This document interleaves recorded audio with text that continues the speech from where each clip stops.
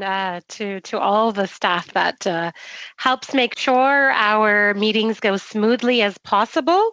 Of course, there's always some technical glitches, but even during our regular meetings, we used to have some issues from time to time. So hopefully everyone can remain patient, and please let me know if there are any issues so that we can resolve them and you're able to participate fully. I call this meeting to order. Welcome to meeting number 21 of the House of Commons Standing Committee on Procedure and House Affairs. The committee is meeting on the study of parliamentary duties and the COVID-19 pandemic. Pursuant to the motion adopted by the House on May 26th, the committee may continue to sit virtually until Monday, September 21st, to consider matters related to COVID-19 and other matters. Certain limitations on virtual committee meetings held until now are removed. As just mentioned, the committee is now able to consider other matters, and in addition to receiving evidence, the committee may also consider motions as we normally do. As stipulated in the last order of reference from the House, all motions, sorry about that. As stipulated in the latest order of reference from the House, all motions shall be decided by way of a recorded vote. Finally, the House has also authorized our committee to conduct some of our proceedings in camera, specifically for the purpose of considering draft reports or the selection of witnesses.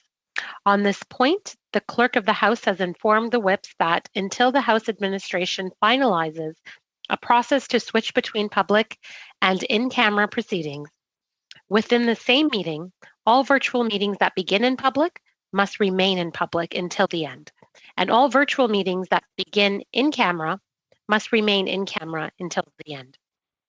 Today's meeting is taking place by video conference, and the proceedings will be made available via the House of Commons website, so we are in public. So that you are aware, the webcast will always show the person speaking rather than the entirety of the committee as you see it in gallery view on your screen. To ensure an orderly meeting, I'd like to outline a few rules to follow. Interpretation in this video conference will work very much like in a regular committee meeting. You have the choice at the bottom of your screen of both either floor English or French. As you are speaking, if you plan to alternate from one language to the other, you'll need to also switch the interpretation channel so that it aligns with the language that you are speaking. You may want to allow this for a short pause when switching languages. Before speaking, please wait until I recognize you by name. When you are ready to speak, you can click on the microphone icon to activate your mic. A reminder that all committee comments by members and witnesses should be addressed through the chair. Should members need to request the floor outside of their designated time for questions, they should activate their mic and state that they have a point of order.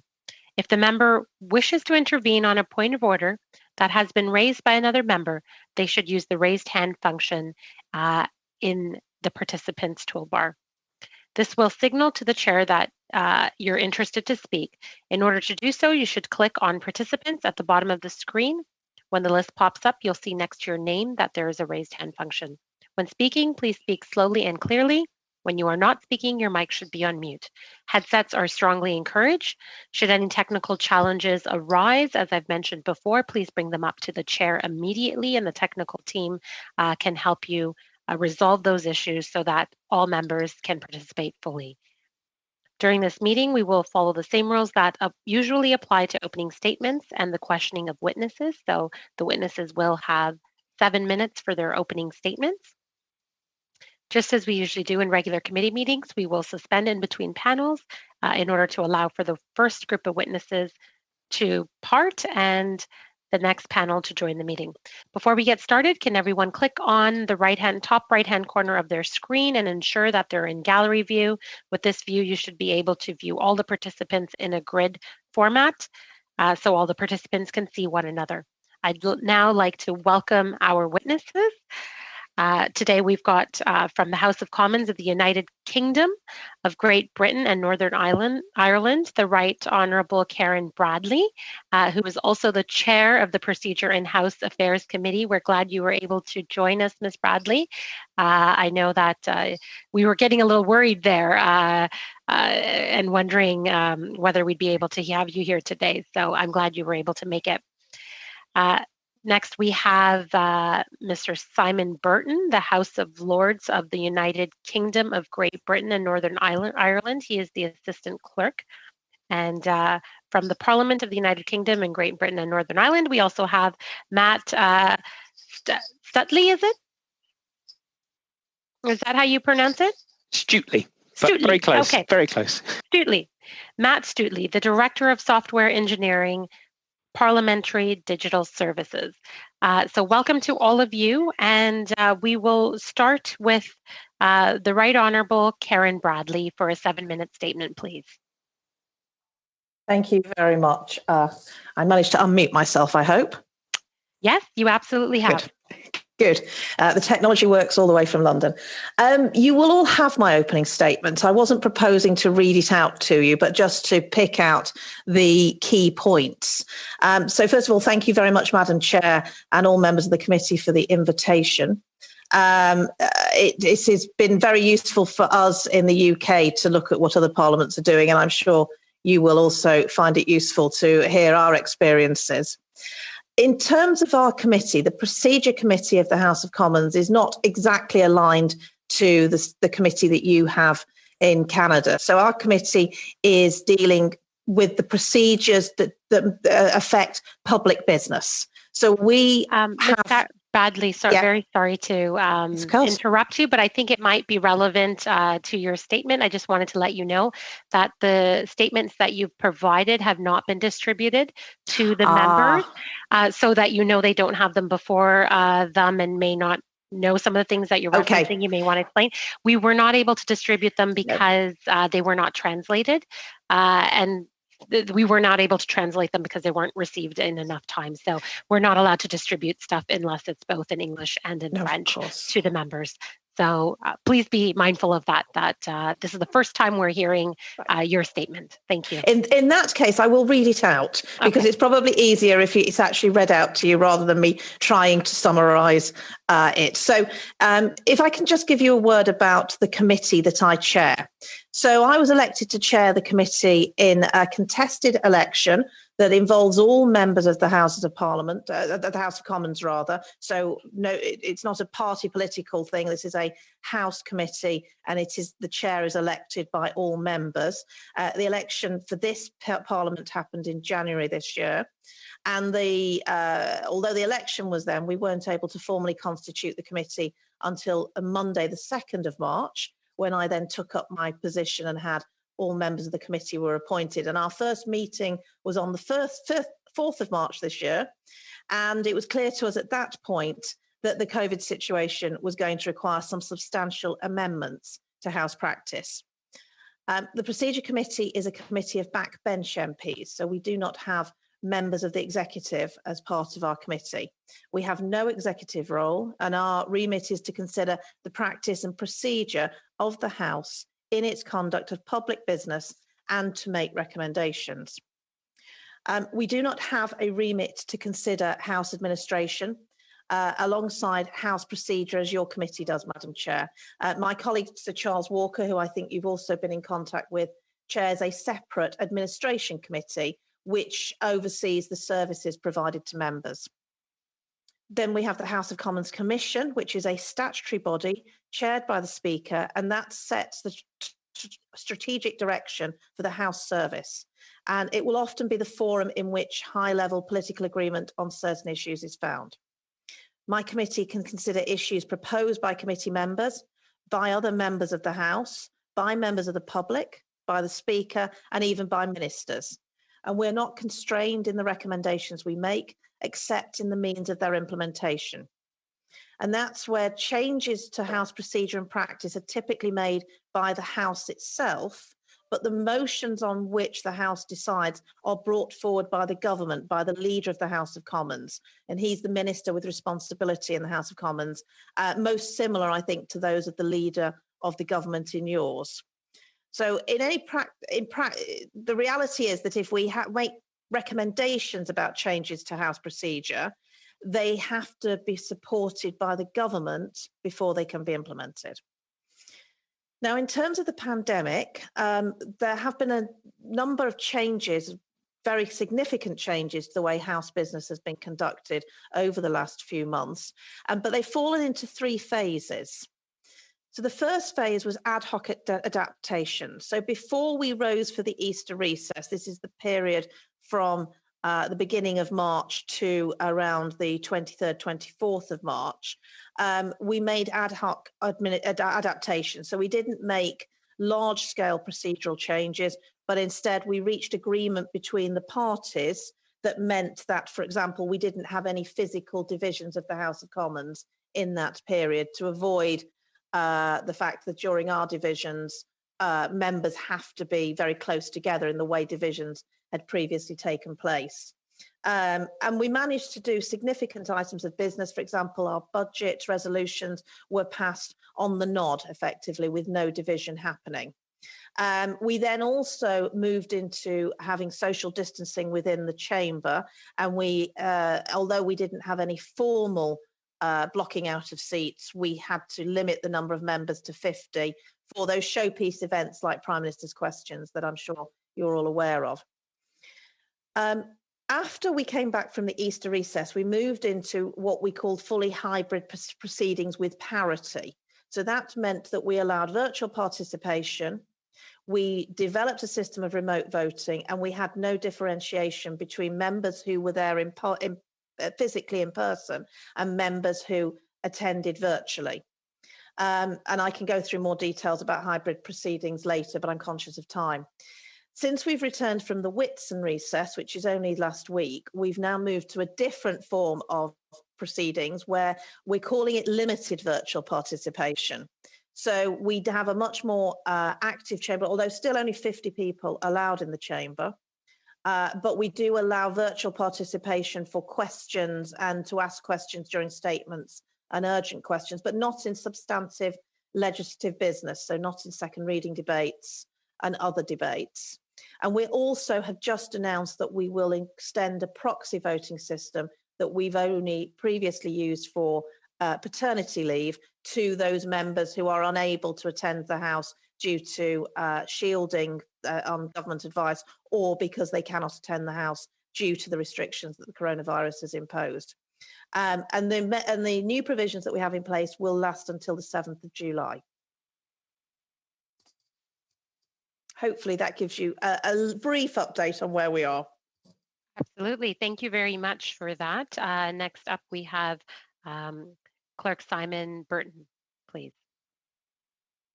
Thank you very much indeed, Madam Chair, and the committee for this invitation. I'm delighted to be here representing the House of Lords on behalf of our clerk, and for the invitation from your clerk, Charles Robert, who is a great friend and a colleague we all admire across the world, particularly in his relationships with other senior colleagues. So thank you very much indeed. I might just start with just a couple of small facts about the House of Lords, because they are relevant to how we have responded to this pandemic. The House is large. We have 789 members. There is also no government majority. Only 244 of those 789 are on the government benches. And the House is self-regulating. The power of the Speaker and the Deputy Speakers is traditionally very limited, and indeed there are limited tools for government control, no programming motions, etc. But as Ms Bradley said, it's important that the decision-making processes behind the scenes are linked into that concept of self-regulation. And in the Lords, our Procedure Committee and our Commission, the Procedure Committee oversees procedure, the Commission oversees administration at a strategic level. Those two bodies do both include the leaders of all the main parties in the Lords, as well as the Speaker, the Lord Speaker, and the Deputy Speaker. So there are two decision-making bodies that bring people together. And another factor that is very relevant in the current circumstances is the demographic profile of the House of Lords. 54% of our members are aged over 70, and 70 is an age which in the UK is a threshold for particular attention to people's health and their vulnerability. Also importantly, unlike some other bicameral parliaments, we're very fortunate to share our building with our friends and colleagues in the Commons. And not only the building, but also many, many services are jointly shared and run and administered, including the digital service, which our colleague Matt works with colleagues in there. And this shared bicameral services are an important feature of what we've managed to achieve in the last few weeks. So you were interested in the modifications which the Lords has made to accommodate public health measures. Well, as soon as the Prime Minister's announcement was made in March, as in the Commons, as Ms Bradley has said, some physical measures were introduced immediately with some social distancing, and we've really built on that in the last weeks and months, and now the whole Palace of Westminster, the Chamber of the Lords, all the rooms around the Lords, all the corridors, lifts, staircases, everything is now controlled in a way to maximise social distancing and minimise exposure. We've also, the House from the beginning has encouraged its members to participate remotely. As in the Commons, members come from across the UK, indeed as is the case in Canada, and remote membership, remote participation has been important, particularly for the more elderly members for whom transport isn't necessarily particularly straightforward. Both houses also restricted access by visitors very early on. So in the Lords, the decision to move to virtual proceedings was taken in March, but we then had our Easter recess to prepare. So it was on the 21st of April that we returned. We spent 2 weeks with the House sitting in a purely virtual form using Microsoft Teams. And then we moved to Zoom, the platform that we're using today, and the House met in Zoom. And it was only yesterday that the House has moved to the hybrid format, with some members present in the chamber, but the overwhelming majority continuing to participate via Zoom. And every parliament is different. The infrastructure and the technology that we use is different. But in our case, Zoom is the platform that works best for public broadcasting. And the Lords is very keen that their contributions continue to be accountable and open to the public. In terms of procedural changes, firstly, the House passed a resolution to allow our procedure committee to issue guidance, which has the same force as procedures, and guidance in this way has been very helpful. Secondly, the House has agreed to a much more structured management of debates, with more time limits on debates and more time limits on individual speeches. Thirdly, the House asserted very early on that parliamentary privilege applies to remote proceedings as it does to proceedings in the chamber, although we have advised members that if they're participating remotely in a different jurisdiction, obviously the jurisdiction of that country or that state or that nation may have a view on that, but certainly privilege applies to remote proceedings as they do to physical. But virtual proceedings do not have the power to decide matters. Only a sitting of the House can decide things. So when we were meeting in our virtual formats, we did also have small, short physical sittings where decisions were taken, so far without a vote. But the hybrid sitting, as we have of yesterday, can not only debate, it can decide things. Two other features of the hybrid House. The chair has absolute power to adjourn the House if it becomes overcrowded. Now, there's no sign of this so far, but the size of our chamber means that to respect social distancing, people staying 2 metres apart, we cannot accommodate more than 30 members in our chamber. And were that number to be exceeded and were members not to be able to leave, the chair does have the power to suspend the sitting until it's sorted out. We also have electronic voting, which we are introducing. Matt is leading on us for that. Thank you very much indeed, Matt, for your work on that. And that is coming in on Monday of next week. So a couple of quick insights to round off. Firstly, I think observing the last few weeks, communication has been key. Our Lord Speaker, our Senior Deputy Speaker and the Clerk of the Parliaments have communicated regularly with members and staff to make sure everyone knows what's going on. Secondly, we've used Teams. While Zoom has been the platform of choice and in the hybrid House, we continue to use Teams for conversations and chats between officials and members, and that has been absolutely vital. I think I would observe that this isn't quite within the customs of the House, but proceedings have had to become much more structured and managed than traditionally in order to cope with the hybrid setting. The House has also agreed that there should be parity of treatment and members should be treated the same whether they're participating virtually or in person in the hybrid sitting, and that's very important. And then a couple of practical points to end on. Firstly, cybersecurity has been very much in our minds as we've developed our systems, and many different staff across many teams have worked together and indeed done much new work in order to deliver. Looking ahead to the future, much of what we've learned in the last few weeks will help us on the journey to restoring the Palace of Westminster and renewing it in due course, but that is perhaps for another day. Thank you. Thank you very much. Next up, we've got Matt. Oh, great. Now, even though you had told me it's Stuteley. Very good. That's good. Okay. Matt Stuteley, Director of Software Engineering from Parliamentary Digital Services. Thank you, Madam Chair. Good afternoon, everybody. Thank you for inviting me to attend. This is the first ever committee I've ever attended formally, certainly outside of the UK. I spoke with our procedure committee, but it didn't feel as formal as this, so I hope you'll all be gentle with me. Just want to apologise in advance to those on the interpreters side there, because I wasn't able to give speakers notes like my two colleagues. I've only been able to send you a few bullet points. So I will try and talk as slowly as possible to make your life as easy as I can. And the interpreters, remember, we've got simultaneous interpretation. Yes, exactly. I do apologise to them for that. So thank you very much for indulging me and not making me send you notes. I'm kind of going to talk about 5 specific points around the remote voting solution we built for the Commons and are now putting in place for the Lords. And then at the end, I guess you can ask me questions as you wish. So the 5 areas are, first of all, the rationale for the approach we took. Obviously, there are a lot of solutions out there on the marketplace that deliver voting for various different mechanisms. However, we decided to build it in-house as a bespoke development for 2 reasons, really. One, around building on software we already have. So our voting solution in both houses is already electronic to the point that it's recorded on tablet devices and is collated at the end of the division, and results are published out to kind of our website and to Hansard and other such places. So we wanted to kind of make sure we built on top of what we already had. We wanted to make sure what we were delivering was familiar, both to House staff, because they have a lot of change going on, huge amount of change going on, and a completely different world for them. So trying to keep some familiarity for them was important. And obviously equally as important was some familiarity to members. So we have a system for members at the moment on the Commons side called Member Hub, which members have had for about 3 years now, which is used for tabling questions, oral and written questions, and for signing motions.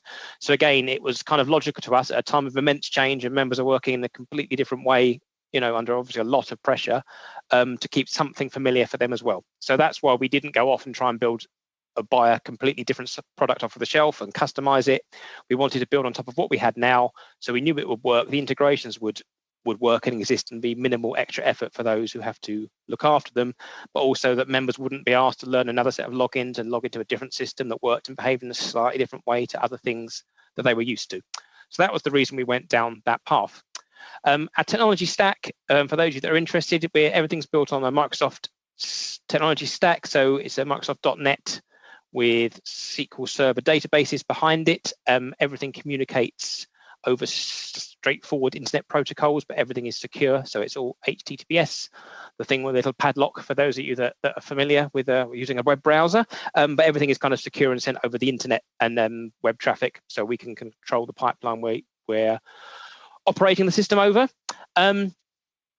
We built the system. It took us about 4 weeks for beginning to end. So we were asked by the clerk of the House to put together a solution on the 6th of April, and I think the first vote was pretty much 5 weeks after that, but we rolled the system out into live testing pretty much 4 weeks to the day from the day we were asked to start building it. We were asked to start building it before it had been formally agreed, obviously by the procedure committee, because we wouldn't have wanted to wait until the House was ready, and then they would ask us for a solution and we'd say we need another 4 weeks to build it. We wanted the House to be able to use it once they decided they want to. So we went through the build process, but whilst we were building it, we were running testing internally first with our own staff pretending to be members, and then we did a number of demonstrations to various members across various committees. So Ms. Bradley and her committee had a demonstration. Members of the administration committee had a demonstration. The leader of the House, the chief whip, I'll say the wrong thing now and say the key stakeholders, but the key stakeholders who were making recommendations about how this should go forward were all taken through the system so they could understand it. And as part of that, we took on board quite a lot of feedback as well. So ideas that at the beginning sounded very sensible. So also very sensible is logical to us as the technical people building it. So for example, the ability to let members change their vote during the division. So a 15-minute window for a division takes place. And if a member was to make a mistake, they could go back and correct it. Having run through this process of getting feedback from those who kind of administer this and would have to work with it, we were asked to kind of take that away and instead move to a process of kind of a double confirmation. So please cast your vote. Are you sure this is the vote you wish to cast? And then that's it. Your vote is now locked in, which is obviously in line with how it works in the real world. Lots of other little pieces of feedback like that. The main kind of information that came back, and I'm sure you'll want to ask yourselves around this, was around security. And as I won't want to talk about too much at the beginning, so we have a single sign-on process for members to log into their parliamentary accounts, to log into their email, to log onto their laptop, all that kind of thing, always with the same password. So again, we built a system with that in mind. So we have the same password and we have a multi-factor authentication process to kind of double check they are who they say they are. So from the point of view of security, it's pretty much the same as you would use for online banking. So it's the same concept as that. You have to have your password and a device with a number on it that you type into the system to confirm it's you. Once we finished the testing, we had to roll the system out. So the rollout was onto we had two systems in place already, as I say, one for recording the votes and one for the members to interact with. That was rolled out onto those two platforms, and we ran a second test, this time with members taking part in pretend divisions on key and interesting questions like, does one put tea in the cup before the milk, and such things as a vital questions of the day, just to engage people and keep it very, very non-political, because we didn't want to bring anything political around the voting system, because that's, you know, a completely separate thing. So we wanted to keep it very, very standalone. Those tests highlighted some issues, as I'm sure we'd expect them to. Mainly they were around the two issues we came up with. The first one was around performance of the system, and a lot of feedback we had then was, well, I can't believe with 650 MPs how you can have a performance problem in your system. But because of the way the House works and the lots and lots of rules and processes around divisions, actually what's going on behind the scenes is a lot of checks to make sure the division is active, hasn't been stopped, to make sure the member hasn't voted on another device. Lots and lots of things are going on behind the scenes to make sure the kind of the security of the vote is taking place. Meant that a lot goes on, and actually when 500-600 people were logging in, the system, the first time we tried it, slowed down quite a lot. So we did a lot of work to improve that. And the second issue we had was around security, where we'd over-secured our network. And members who are using their parliamentary devices supplied by the digital service were able to vote without any problems in our test divisions. But those who were using the personal devices, they were being blocked. Basically, our network was saying, we don't recognise this device, go away. So again, the reason for doing all that testing up front was to learn all of that, correct all of that before the first live division happened. So once that was all done, rolled it out, live divisions, and then from then, yeah, the House voted, I think 10 or 11 in the first couple of weeks of using it. Thank you, Mr. Streetley. That was extremely interesting, and I'm sure the members are going to have lots of questions for you. So we're going to have our first round of 6-minute questions, and I will start with Mr. Duncan, please. Thank you very much, Madam Chair, and good afternoon to our witnesses. Thank you for joining us. Ms. Bradley, I appreciate you being here in your role. I think as the chair of the committee, you bring a unique perspective, having started in opposition, being in a coalition government, a minority government, and a majority government. So I think you've seen it all in your role there.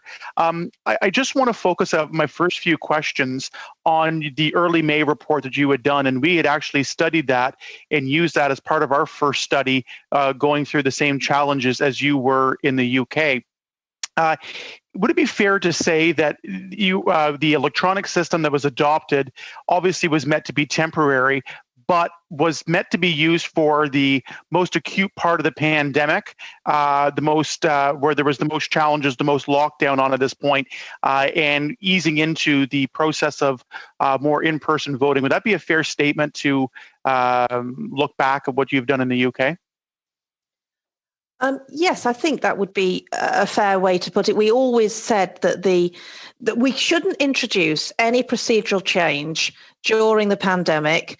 Yes, it will help build an evidence base for future changes we might want to make to procedure, but we shouldn't introduce something which then de facto becomes the procedure of the House of Commons. The House of Commons in normal times needs to look at its procedures and make decisions around it, but decisions around procedure during the pandemic should be very time limited, strictly temporary, and particularly to deal with the specifics of this pandemic. So, for example, one of the problems we had with the voting was the 2 metre distance rule. If we'd had a different kind of pandemic where you didn't need to have a 2 metre distance rule, then it may have been possible to continue with the way we normally vote in divisions. And would it be helpful for me to give you a very brief rundown of how our normal divisions work? Well, even actually to that point, actually, one of the things is the big difference of how you vote is we usually do standing roll calls, yeah. All 338. You do it a bit different, having 650. I wouldn't have the patience to do multiple votes as 650 of my colleagues went through. But could you maybe speak about what you had done in terms of that voting specifically, regular voting, and then what was changed to accommodate that? Yeah, of course. So the normal way we vote is we have 2 rooms on either side of the chamber that you can't see, but they are behind the chamber. One is behind where the Prime Minister would sit and the government MPs, and the other is behind where the opposition MPs sit. And they are called the division lobbies. The aye lobby is on the government side, the no lobby is on the opposition side. And when a division is called, members of Parliament have 8 minutes to get into one of those 2 rooms. So the bell rings, it's like an old-fashioned school bell, and members then have 8 minutes to get in either the aye lobby or the no lobby, which you can imagine with the size of Parliament, the size of our building, can be quite time pressured for people. But on the whole, members are very good at being able to get into the right division lobby at the right time. And then what we do is we congregate within that lobby. We go to 3 desks that's at the end of the lobby by our surname. So there's 1A to F, I think it is, and G to L or whatever. And you have your name crossed off by the clerk. There's a clerk on each desk who is then recording that you voted. But the actual vote, the vote is actually the voice when we shout aye or no, but the actual count happens as you leave the lobby. And the problem with our system is that the doors of the division lobby are reduced in size, so only one person can get out at any one time. I'd be delighted to give you a demonstration if you could ever get to the United Kingdom when we're allowed to do this. And then there are 2 people who stand on either side of the door, the tellers, and they count you. Now, the problem you have is quite clearly with only one person coming through at any one time and 2 people standing right next to them, you cannot maintain social distancing between the tellers who do the counting, between members and the clerks who are crossing the names off, and between the members themselves, because actually you get a bottleneck as people are trying to get through these lobbies. And bearing in mind that for a division, you would probably have over 300 members in one lobby and around 250, 260 in the other lobby. That would be the normal sort of figures. So you can imagine that in that 8 minutes, you congregate everybody into a room that is the length of the chamber, but not as wide. And you are squashed in there. It's quite unpleasant in the summer. But it's a very, very good opportunity to see your colleagues. It is your chance to meet ministers. It is your chance to doorstep those people that you need to speak to about matters. So it's very valued by colleagues. Members do not want to give up voting in the division lobby because of the access it gives you to colleagues. But clearly, in this pandemic, with this situation, that kind of voting is simply not possible. So we looked at having staggered voting times where perhaps we would have 10 minutes for each set of surnames to go through each lobby. We looked at other ways to do it, but it simply wasn't possible. And actually, the public health advice was that this congregating and the getting through this tiny gap to come out was the bit that causes a problem. So we then have had to look at other ways to do it. And of course, the original proposals that were made was that we would have remote electronic voting, which Matt and his team developed so fantastically. And if you see the report that my committee made on the 8th of April, we said we didn't believe it was possible to have any form of remote electronic voting in place. Within 4 weeks, not only do we have it, we were carrying out live divisions. But we are still, of course, now in a problem because we have now given up on the remote voting, and we're now having to vote in person. And you will probably see the queues that have caused some of the problems with that. In a different room, and it seems to have worked. I think, more space now. You have the space to do that, which is good to see that you have been able to maintain it. That's all the time we have now. Next up, Thank you. Madame Petitpas-Taylor, please. Please unmute your mic. Still happens, I know. At first we were on a roll and now we're starting to forget. Thank you, Madam Chair, and thank you to our guests for joining us today. As you are all aware, we also have been tasked, the committee, to look at modifying potentially some standing orders for the duration of the pandemic, and looking at ways that we can make hybrid sittings of the House work, and also looking at enacting remote voting. And we are not looking, we are really looking at how we can make this happen. I think that one thing that all parliamentarians can certainly agree on is that being in person is really our preference when we can get to Ottawa. But during a pandemic, we certainly know that changes have to be made, and sometimes we have to look at things differently. And I think that also when we look at this situation, protecting the health and safety of our MPs, but also our staff is of paramount priority, and we need to look at that. But I also truly believe that all members of Parliament also want to make sure that we can protect the fundamental rights of members of Parliament, and ensuring that we can continue to do our work either remotely or in person. And our constituents certainly expect that of us. So I guess my first question would be directed to Mr. Stutley, and I believe that I hopefully have that pronunciation right. Do you feel that the measures that have been put in place right now allow you to securely practice hybrid sittings and also remote or electronic voting? Hello there. I can only really talk about the voting, because that's the piece that I've been involved in. The way we've built it, we know it is secure. Mr. Burton kind of mentioned it a little bit beforehand. We work quite closely with our own cybersecurity team, but we also had the system verified by our National Cybersecurity Centre. That's a tongue twister. So we had them kind of look over the architecture of the system and point out any concerns they would have had for us to address. And their concerns in the end didn't turn out, the system architecture wasn't a concern to them at all. They were more worried around, for one example, is that we send out an SMS message to members telling them a division is taking place. And when we started the process, we used to send out the URL, the link to the Member Hub system saying, a division has begun, please cast your vote and click on this link. And they didn't like that, because that kind of encourages people to click on links in text, which is how, bad cyber actors get you to start clicking on things you shouldn't and start stealing your details. So they asked us to change that. But that was the only kind of real substantial thing they wanted kind of evolved. So we had them review the system, write up a report, which was sent to our managing director and the clerks of the House to kind of give, obviously no cyber team is going to say a system is perfect, but they said they were not concerned about the risk of tampering with the vote or members being spoofed or anything like that. So we kind of got that reassurance from a kind of a central government body, basically. Great, thank you. You've also indicated that you spoke briefly in your opening remarks about the authentication to ensuring that was secure. What steps were taken in order to ensure that you have system authentication?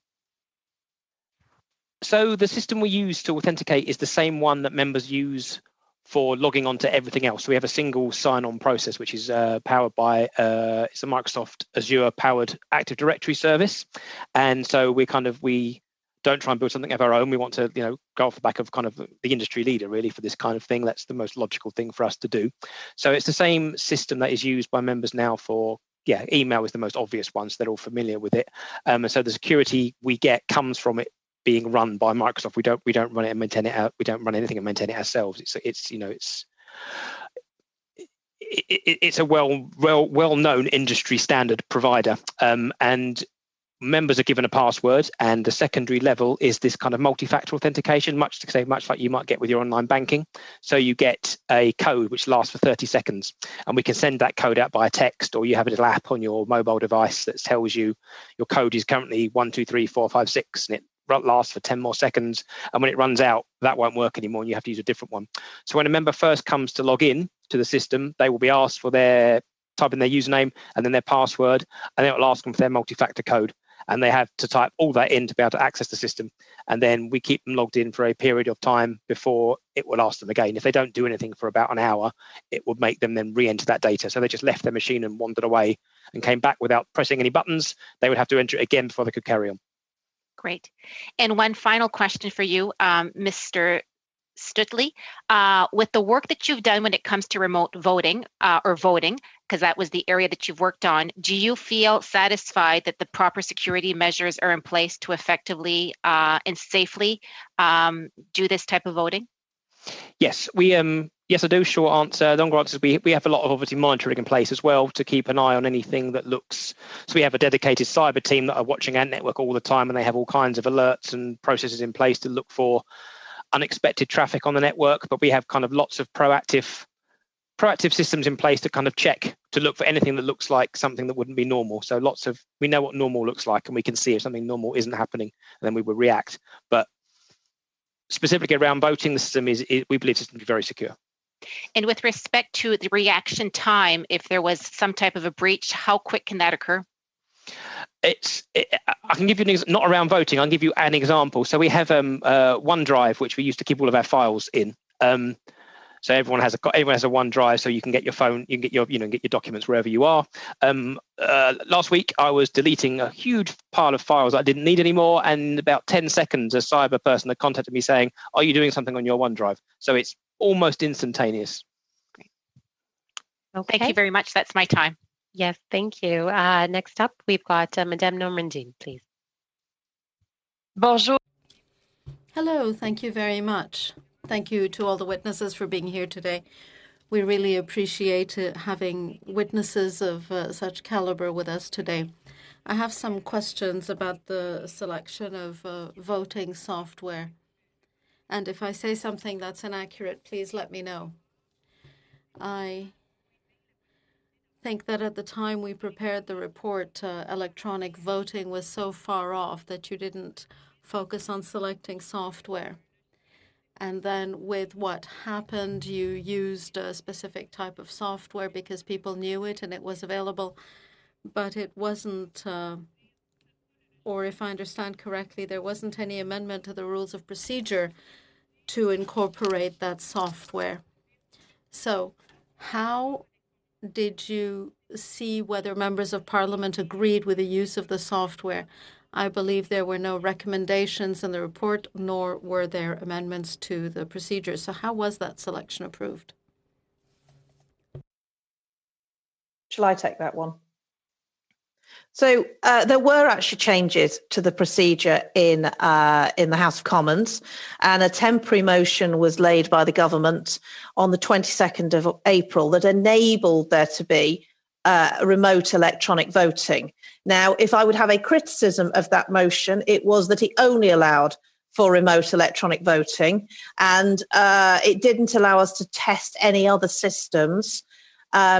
And I think that perhaps now, having not had the ability to test, for example, extending proxy voting, which is what we are now doing, we perhaps are trying to do some things without having been through the proper processes that I think we should do to gather the evidence and to make sure that members are happy. But you're quite right to say that when that motion was tabled, there was no division in the House. It was agreed between the chief whips of the main parties and what we call the usual channels. That's our terminology for it, so that it went through without then being the need for a division. But there was a temporary change in procedure which expired by default on the 12th of May, I think it was, and then was renewed to expire on the 20th of May. So when we came back on the 2nd of June, that motion was no longer there, and we were back to only being able to vote physically in the chamber, which is where we've created these problems for ourselves.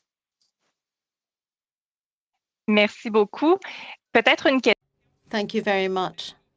A follow-up question, if I may, on what you've just said. You were nonetheless able to establish an electronic voting system on the basis of temporary amendments. What was the advantage, or what would be the advantage of having a permanent set of rules? Is it so that you could implement the process quickly, is a permanent amendment useful?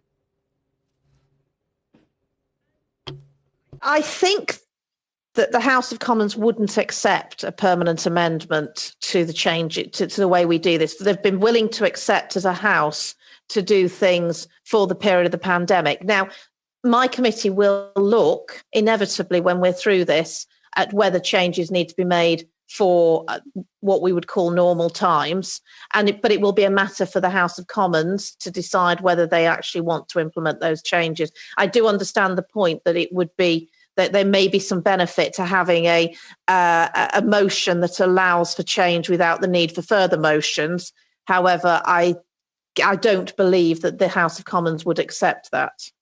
Okay. En fait, juste pour être sûr que Just to be sure that you understood my question, the idea was to have standing rules that provide for a process to trigger electronic voting in times of crisis rather than permanent rules for electronic voting. Is this something you have envisaged? We haven't, and as it goes back to the point of what we've introduced in terms of temporary procedures are specific to this pandemic. So the social distancing and the other measures have meant that we've had to change certain procedures. So whilst I can see there might be some logic to having a sort of civil contingencies type motion in our procedures that would mean that if something happened in the future, we could very quickly change. Actually, we can change our procedures very quickly anyway. They're not difficult things to do. But I think it would depend on what the specifics were at the time of the crisis as to what changes needed to be made. And I think it would be very difficult to persuade the House of Commons to introduce something today that was a discretionary, yes, but an opportunity for changes to be made in the future that MPs today may not be happy with. I hope that answers the question. Je pense que c'est tout. I think I'm out of time, Madam Chair. If you're timing, then thank you for keeping that time. Okay, next up we've got Ms. Blaney, please. Hello, everybody, and thank you so much for being here with us today. I have several questions, and first of all, I just want to say that these are challenging times for all of us, and it's interesting as we figure out different ways to do business. And you know, Canada has the uniqueness of being a very large country with connectivity challenges. With, you know, for me, I live way over here on the West Coast. The island that I live on has not had any new COVID-19 cases for almost 3 weeks. So we're doing very well. But of course, for me to travel across the country, and right now the amount of time for me to travel would be at least 2 days. It's very concerning to think about bringing anything back home. So one of the things, Mr. Stuteley, that I found very interesting about your testimony is you talked about providing demonstrations to multiple committees and different groups. And this is something that I definitely want to see happen more of as we move forward, is those demonstrations as we develop new practices. And I'm just wondering if you could speak to us a little bit about how people or committees or groups were decided and what kind of feedback did you get from them? Hey, thank you. I suppose the obvious point is to the decisions that were made primarily by other people. So the clerks, who we don't have any Commons clerks, unfortunately, on this call, who kind of run the division business, know who the kind of the key stakeholder members would be. I mean, there's the most obvious people were the procedure committee, because they are responsible for making recommendations to the House about what they should do. So the procedure committee was the first and most obvious people to show it to. So what we did first was just pick a couple of members, the chair and I think a couple of others off of that committee, just to have a little look and see where things were, just to get kind of initial views. So kind of, I suppose it's both to take away the fear of what is possible and so they could have some reassurance that something was being done, it was moving forward, and also to kind of get their initial feedback. And it was kind of leaning on isn't perhaps not the right term, but leaning on a number of clerks to say to us, and these are the other people. So I mean, the thing that's kind of missed from the bit I said earlier that is really key to the success of this project was our partnership with kind of the senior clerks on the Commons side who are responsible for running divisions. So there were a couple who were heavily involved in this, and it was a real proper full-on partnership of the procedural side and the technical side coming together to come up with a solution that will work for members. And so the clerks' involvement was really, really key to us getting the right people involved. So as well as the procedure committee, I say we talked to the administration committee, we talked to the chief whip and the leader of the House. We also spoke to a number of government ministers who obviously the other part of this was, speaking to some government ministers whose job it is to get legislation through Parliament. And that was kind of a view that we hadn't necessarily not thought about, but understood in detail. So, if I'm a minister and I'm trying to move this bill through the House, what would I be doing? Because in this virtual world, my whip isn't there saying, right, these people are going to be here at this time.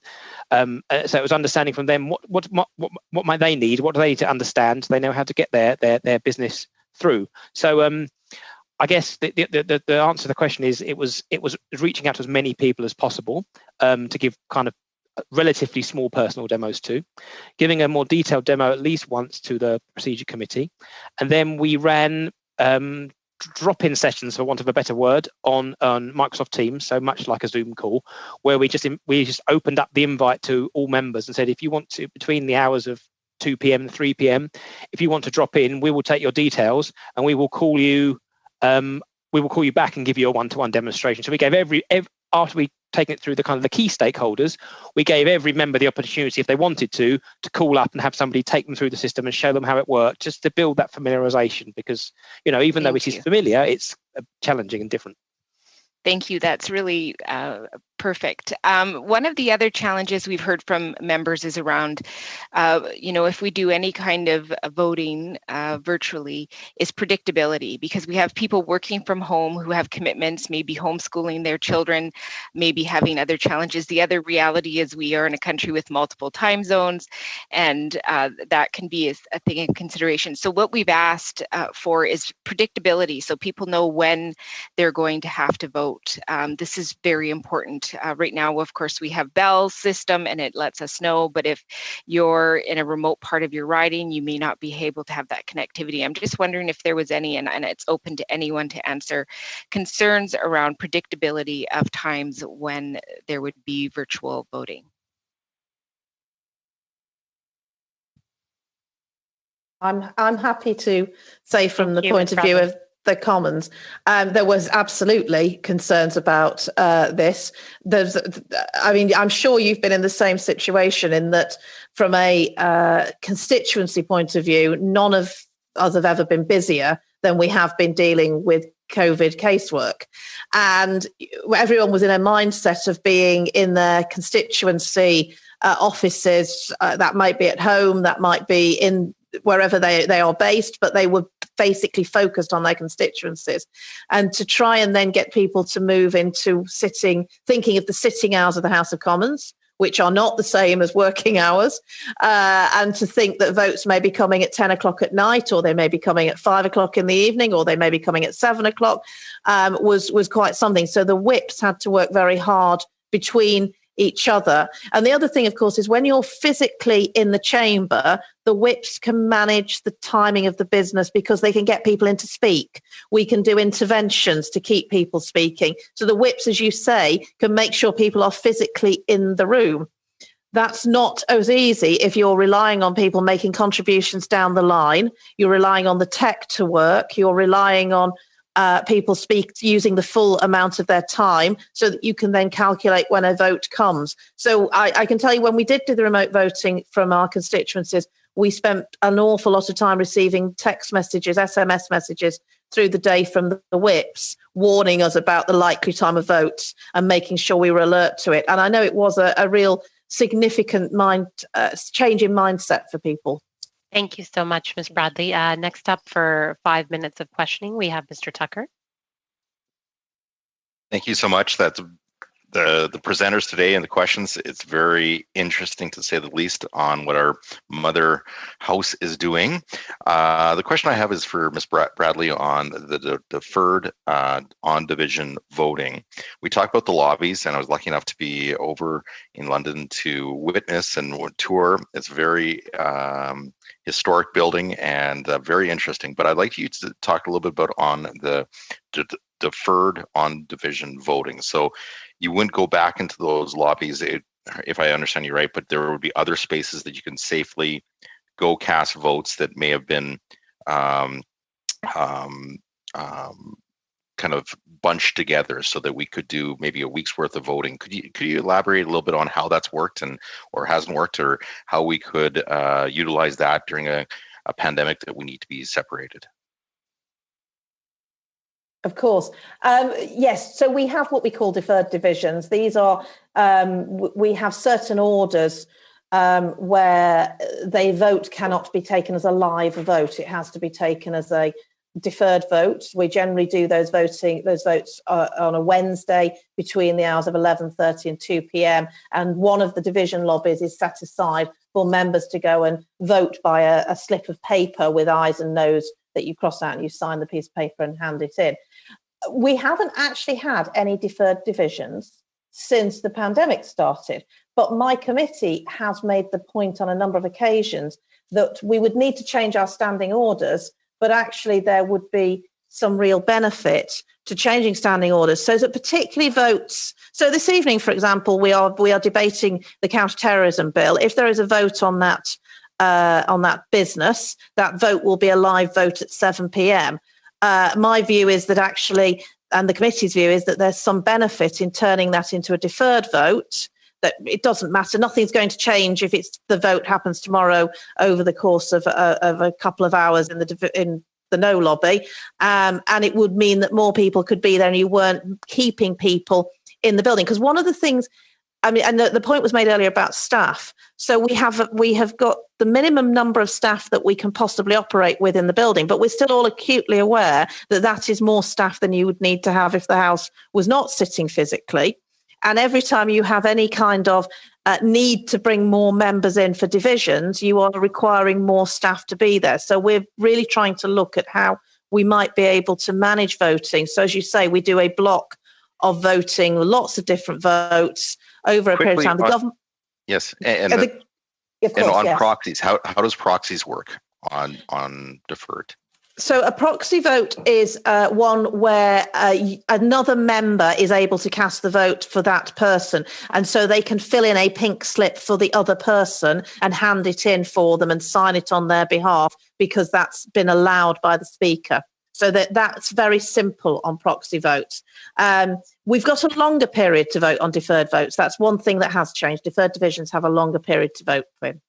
So you could do the proxy vote during a deferred division. So we could save up the votes for a week or 2 weeks, call the members in a safe way, and we can actually do our duties to vote in within your standing orders. I'd like to just pivot a little bit on, was there any parties, federal or national parties in that had a stance during the last election that they would like to go to electronic voting or virtual parliaments? Yes.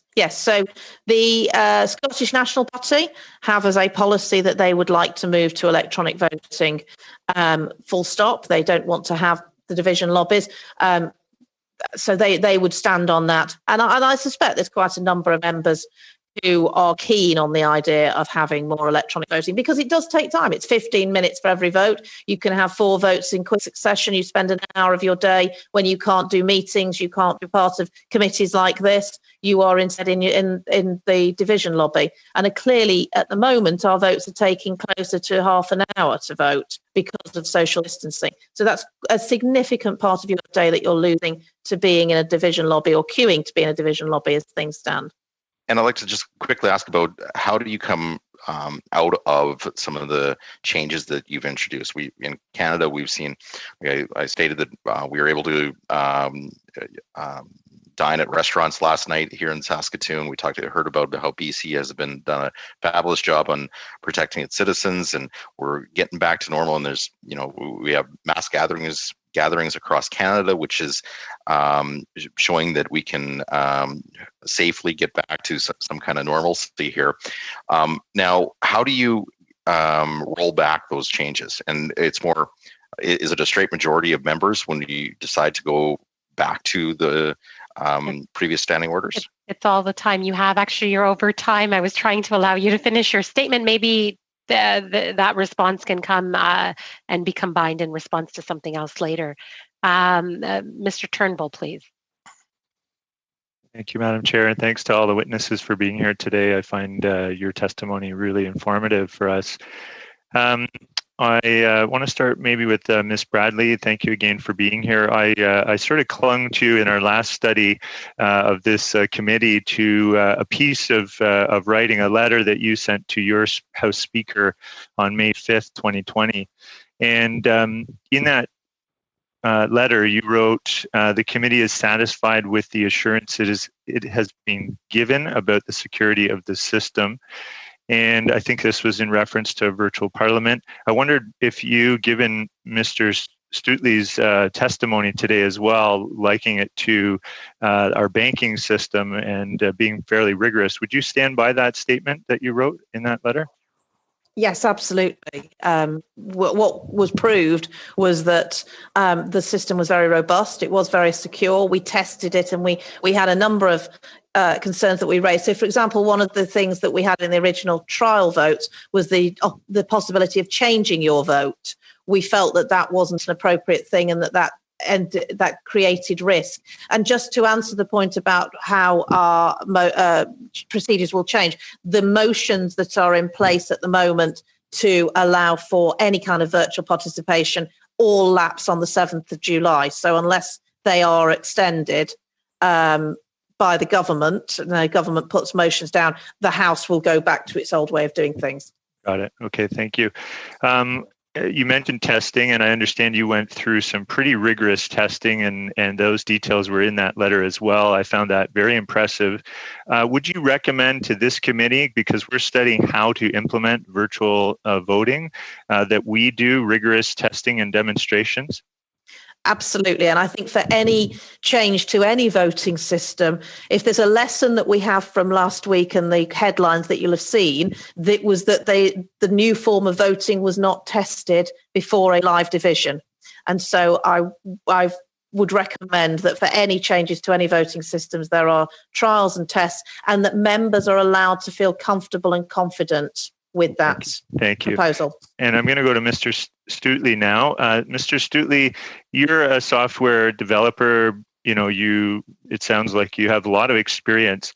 Is it not true that software development generally follows you design a minimally viable product, you then beta test and test over and over again and redevelop that gradually? So it's inherently gradual and iterative, is it not, in terms of process? Yes, definitely. Say definitely. By and large, let's go with by and large. Yeah, that is how we would build products. Okay, great. And I want to ask a general question about behavioral change, because what seems to me is you mentioned numerous times about the familiarity with the current platform that you had and why you designed your electronic voting or remote voting system on the Member Hub platform. And a lot of it had to do with familiarity. And Ms. Bradley, you just said as well that really it's important for people to feel comfortable and accustomed. I notice in even some of the procedural committee's remarks, or the remarks that Ms. Bradley made, that there is reference to a vast number of volunteers having to sort of walk people through how to log in and use the Members Hub platform. So although it's been there for 3 years, people weren't used to using it, or that's what I read between the lines. Is that true, Mr. Stuteley? Would you say that's true? So what we knew from our general statistics were about 2/3 of members were tabling questions through the Member Hub. When we dug into, because of the way that the procedure allows, members can delegate to their staff to do certain tasks on their behalf, of which tabling an oral question is one of them. So what we found once we dug into a bit more detail, we found that of those 2/3, it was pretty much 50-50 between members who were doing it for themselves and members who were letting their staff do it for them.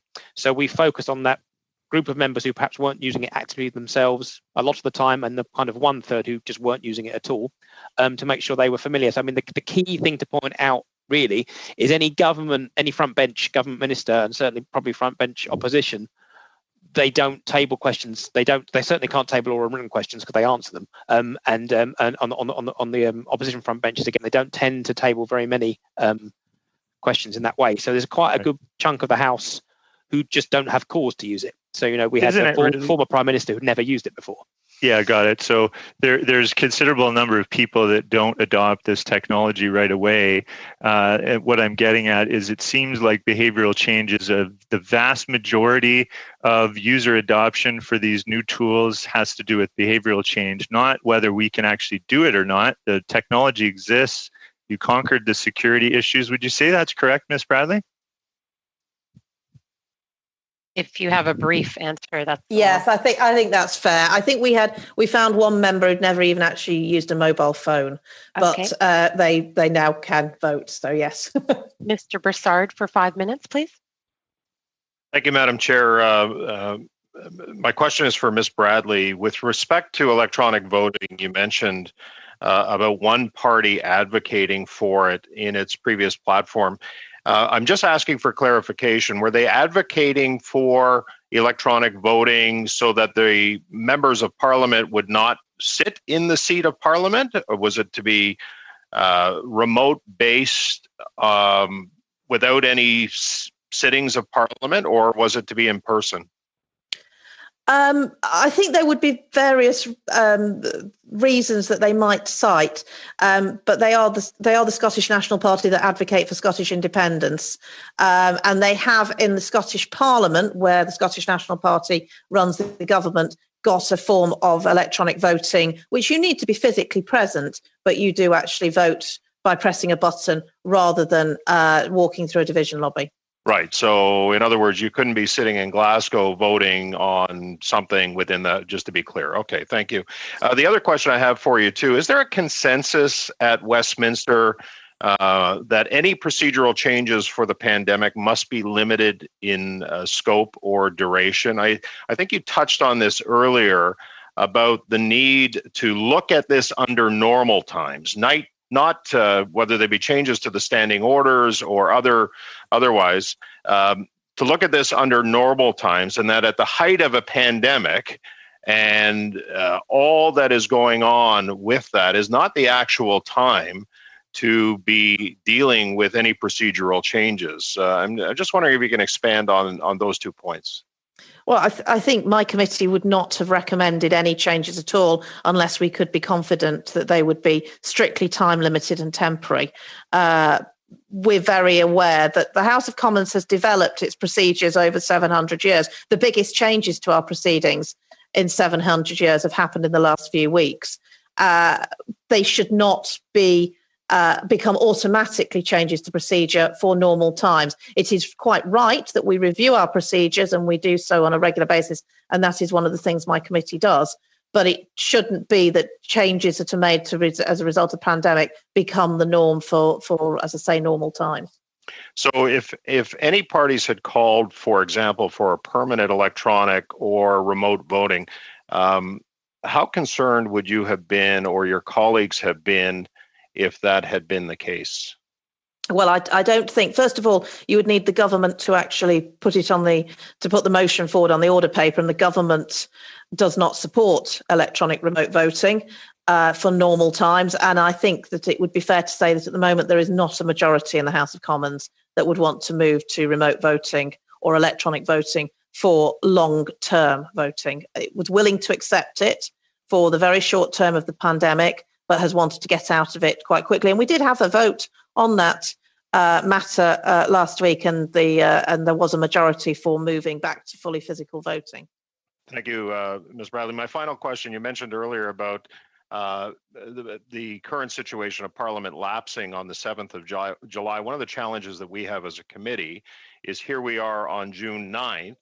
Parliament is not scheduled to resume until September 21st, and yet 4 months ahead of Parliament resuming, we are to preclude perhaps what's happening with the pandemic. What will be the basis of the decision to perhaps expand under the current format of the British House of Commons as opposed to returning to a normal parliament? We're very much driven and governed by the government's advice to the general public. One of the things that has been key to what we've done is that we follow the advice that is given to everybody, and that we all have to follow that Public Health England advice or the public health advice that's given in Scotland, Wales and Northern Ireland. We all have to comply with that, and that includes in Parliament. If changes are made to the recommendations that the guidelines that the government has, and we expect, I think, the next potential changes for big large scale changes are around the 4th of July. So that's why the 7th of July has been picked as a date that will be after we've had the next large-scale changes that are expected to advice from the public health authorities. So in other words, government is making a decision to open up from the economy and public gatherings, et cetera, and that would be the basis by which the decision would be made. It's a very similar situation that's going on here in Canada as provincial authorities start opening up our economy and public gatherings.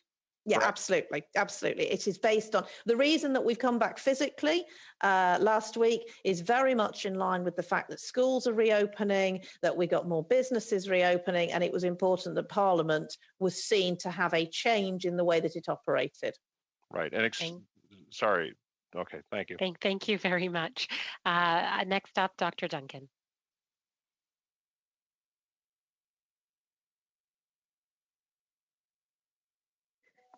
Thank you, Madam Chair, and thank you to our witnesses. We appreciate your time and your thoughtful answers. I'm wondering, Mr. Stuteley, if you could take us exactly through the voting procedure. What does the MP receive on their device, or take us exactly through what they would experience, please?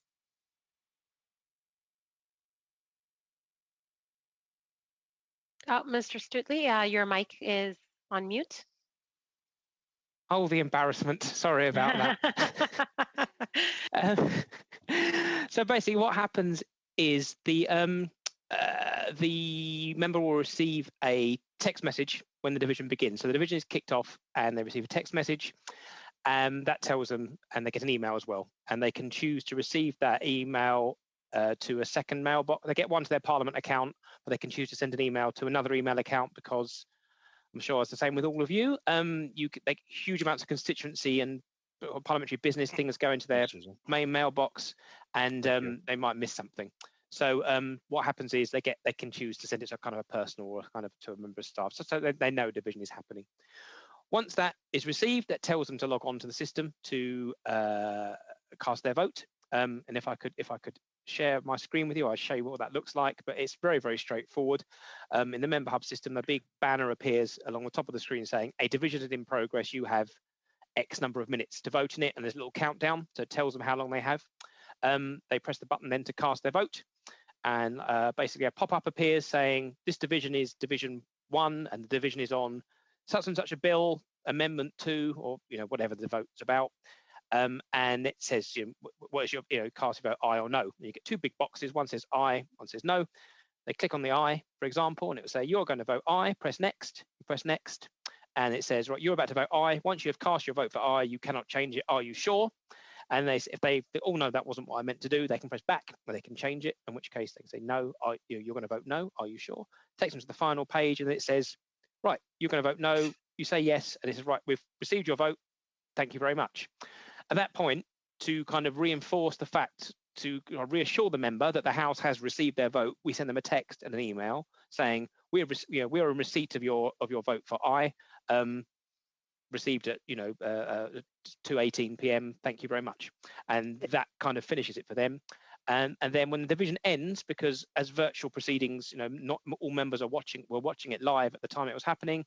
When the division was finished and the Speaker has read out the result in the House, every member who voted would receive a text saying the result of this division was ayes 200, noes 100. The ayes have it. So they would also get the results. They were kind of fully engaged in the process all the way through. Thank you so much, Mr. Stuteley. Could you tell me the response from the MPs about this system? And I will also ask the same to Ms. Bradley, please. when you say the response, what do you mean? Did they feel that it was user friendly? They felt it was secure? Did you have any notes from MPs? I would say almost without exception, the members who we spoke to and we received feedback from, regardless of their political view, as Ms. Bradley's already said, around whether they believe remote voting is the right or the wrong thing, were hugely appreciative of the work, and they felt it was easy for them to use. We know that we had 610 members vote out of, our maximum possible, and I'm going to get this one wrong, and a clerk listening will tell me off, about 637, I think, is the maximum feasibly possible to vote, and that just doesn't happen. So we had 610 in one of the votes that took place, but I'll let Ms. Bradley take over at this point. Thank you so much, Ms. Bradley. Yeah, I would concur with what Matt has said, that even the most doubtful of my colleagues, the most opposed to remote voting, the ones who are the most traditionalist of all, could not complain that the system that was introduced was quick, efficient, secure, and worked. Whilst there was a lot of noise before it was introduced, worried about what the implications might be for the future, once it was in, people seemed to find it very, very easy to use. Not so easy to whip, I think it would be safe to say, but very easy to use. Thank you so much. If I could have one more question. I know, Mr. Burton, you're going to do this in the House of Lords, and you have people who are over 70. How comfortable will they be with remote voting? Please. Thank you very much. Thank you very much indeed. The answer is that the response has been very, very positive. We sent a survey out to members when we first announced the remote voting, and we got 700 responses back very quickly. We haven't analysed the details of what they said, but they're all engaging positively with it. I think just one tiny thing for me to say, the wording of the question that goes out on the vote is going to be very important. If you say Amendment 12, we may need to be a bit clearer so that members can see easily on the system what the amendment is about. So we need to think that through. But certainly the response has been very positive from the members of the House. Thank you, Mr. Burton. Next up, we have got Madame Normandin for 2.5 minutes, please. Merci beaucoup. Thank you very much.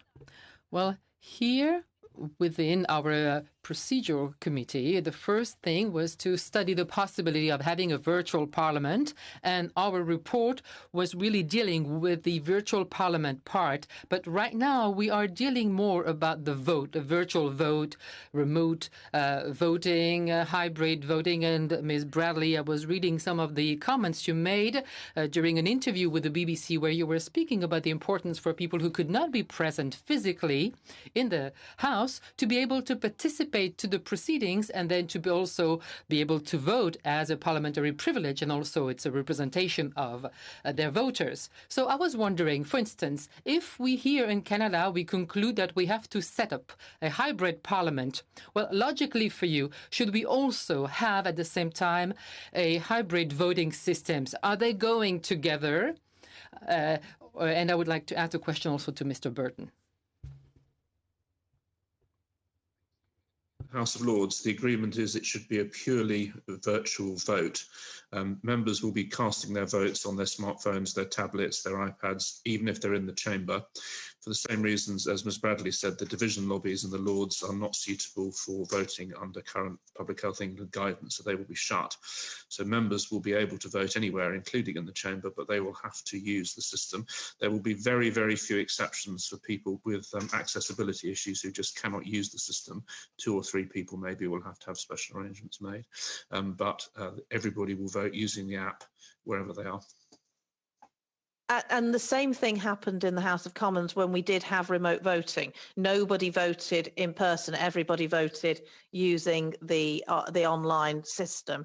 And that, as I say, was very quick and efficient and did seem to work. I think when we came back to fully physical voting, the original proposal had been that the whips would manage those that couldn't be there by what's called pairing. So as long as you have one from each party who is absent, you can then keep your majority figures in the same. The problem with that, with this particular pandemic, is that would disenfranchise so many of our members, so many great parliamentarians would be totally disenfranchised, and the government did then concede that we needed to continue some virtual participation. It's not as it was when we had the hybrid parliament, but we are able to participate virtually, and they've now conceded that there needs to be a vote for those people, but they're doing it through the proxy system, the proxy physical system, rather than the remote system.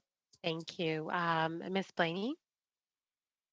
So one of the questions that I have is the reality that we're hearing from many health professionals across the planet is that a second wave could happen, and it's predicted that that might be happening during the fall. So I'm just wondering, with the methods, and I'll ask you first, Ms. Bradley, the methods that you've used for virtual voting, is there any sort of agreement between the parties about when you would be able to pull those out again and practice if you are in the situation of a second wave? I'm not aware of there being agreement between the usual channels. I think that would have to be a conversation at that time as to whether there was a need to return to a remote voting system rather than using the physical system with the increased numbers of proxies that we're going to have from this week onwards. And so with the proxy voting, I understand that that is a way to make sure that people's voice is heard during the voting process. But I'm just trying to get clarity. So, you know, for myself, I've talked about where I live, the really good work that we've done here, the very big fear of having anything come back. And actually in my riding, we had one of the worst community cases in Canada, and it was a very scary time for that very small community. So even for me to travel around my riding, there's a lot of hesitancy, and constituents are like, we love to see you, but we don't actually want you to come visit. And I think that's really important for people relating to their constituents. But I want to make sure that the voice of my constituents in this unique area that I live in is heard. So I understand the voting process by proxy, but how do you make sure that those voices are heard if they cannot come to the House? What about members that have people in their family that have autoimmune disease or issues like that, or childcare? You know, we still have, schools are not open in BC. For high school students, it's half a day, 1 day a week. For elementary students, it's half a day, a few times a week. So parents don't necessarily have the capacity to travel across the country and be away from their families right now. So I'm just wondering how you make room for those voices so that MPs can speak for their constituents. That's one of our concerns, and that's one of the debates that we've been having over the last week or so, that the proposals for a physical parliament and the use of the kind of virtual participation the government has now allowed us to have, and the use of proxies, perhaps doesn't allow for people, as you describe, to be able to be fully represent their constituents. It's something that as a committee we're still pushing for, because I do think that we need to recognise this is a unique situation. And the usual rules do not apply. And for example, even if your children can go to school, and as key workers, as MPs, our children are allowed to go to school, but if your children go to school in your constituency, and that is several hundred miles from London, you can't physically get them to school and pick them up from school, and there is no childcare in the way that there has been previously. So there are some real issues, and we're still working to get those recognised. I can't tell you we have an answer for that at the moment. Thank you, Ms. Bradley. And that concludes our questioning segment and this panel. Thank you to all of the witnesses. Thank you, Mr. Burton. Thank you, Mr. Stutley. And thank you, Ms. Bradley, for being here today. It was very enlightening to see how you've tackled the current pandemic challenges in the House of Commons and the House of Lords. We've learned a lot from it. Thank you so much. And let's take 10 minutes while we switch to the next panel. Thank you. Thank you very much indeed. Thank you.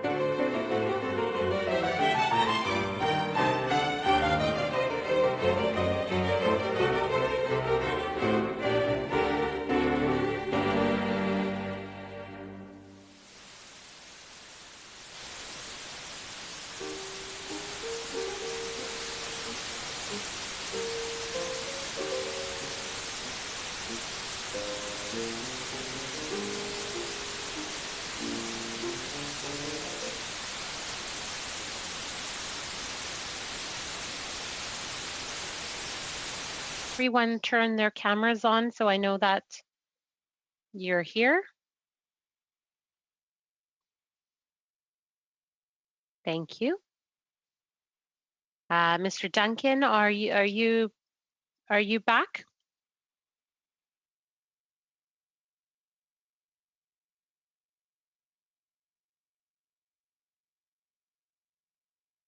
Mr. Richards, are you there as well? Yeah, hello, I'm here. Okay, perfect. All right. We'll get started. Welcome back, everyone. We're going to get started. Can everyone please click on their screen in the right-hand top corner to ensure that you are on gallery view? With this view, you should be able to see all the participants in the committee meeting in a grid format.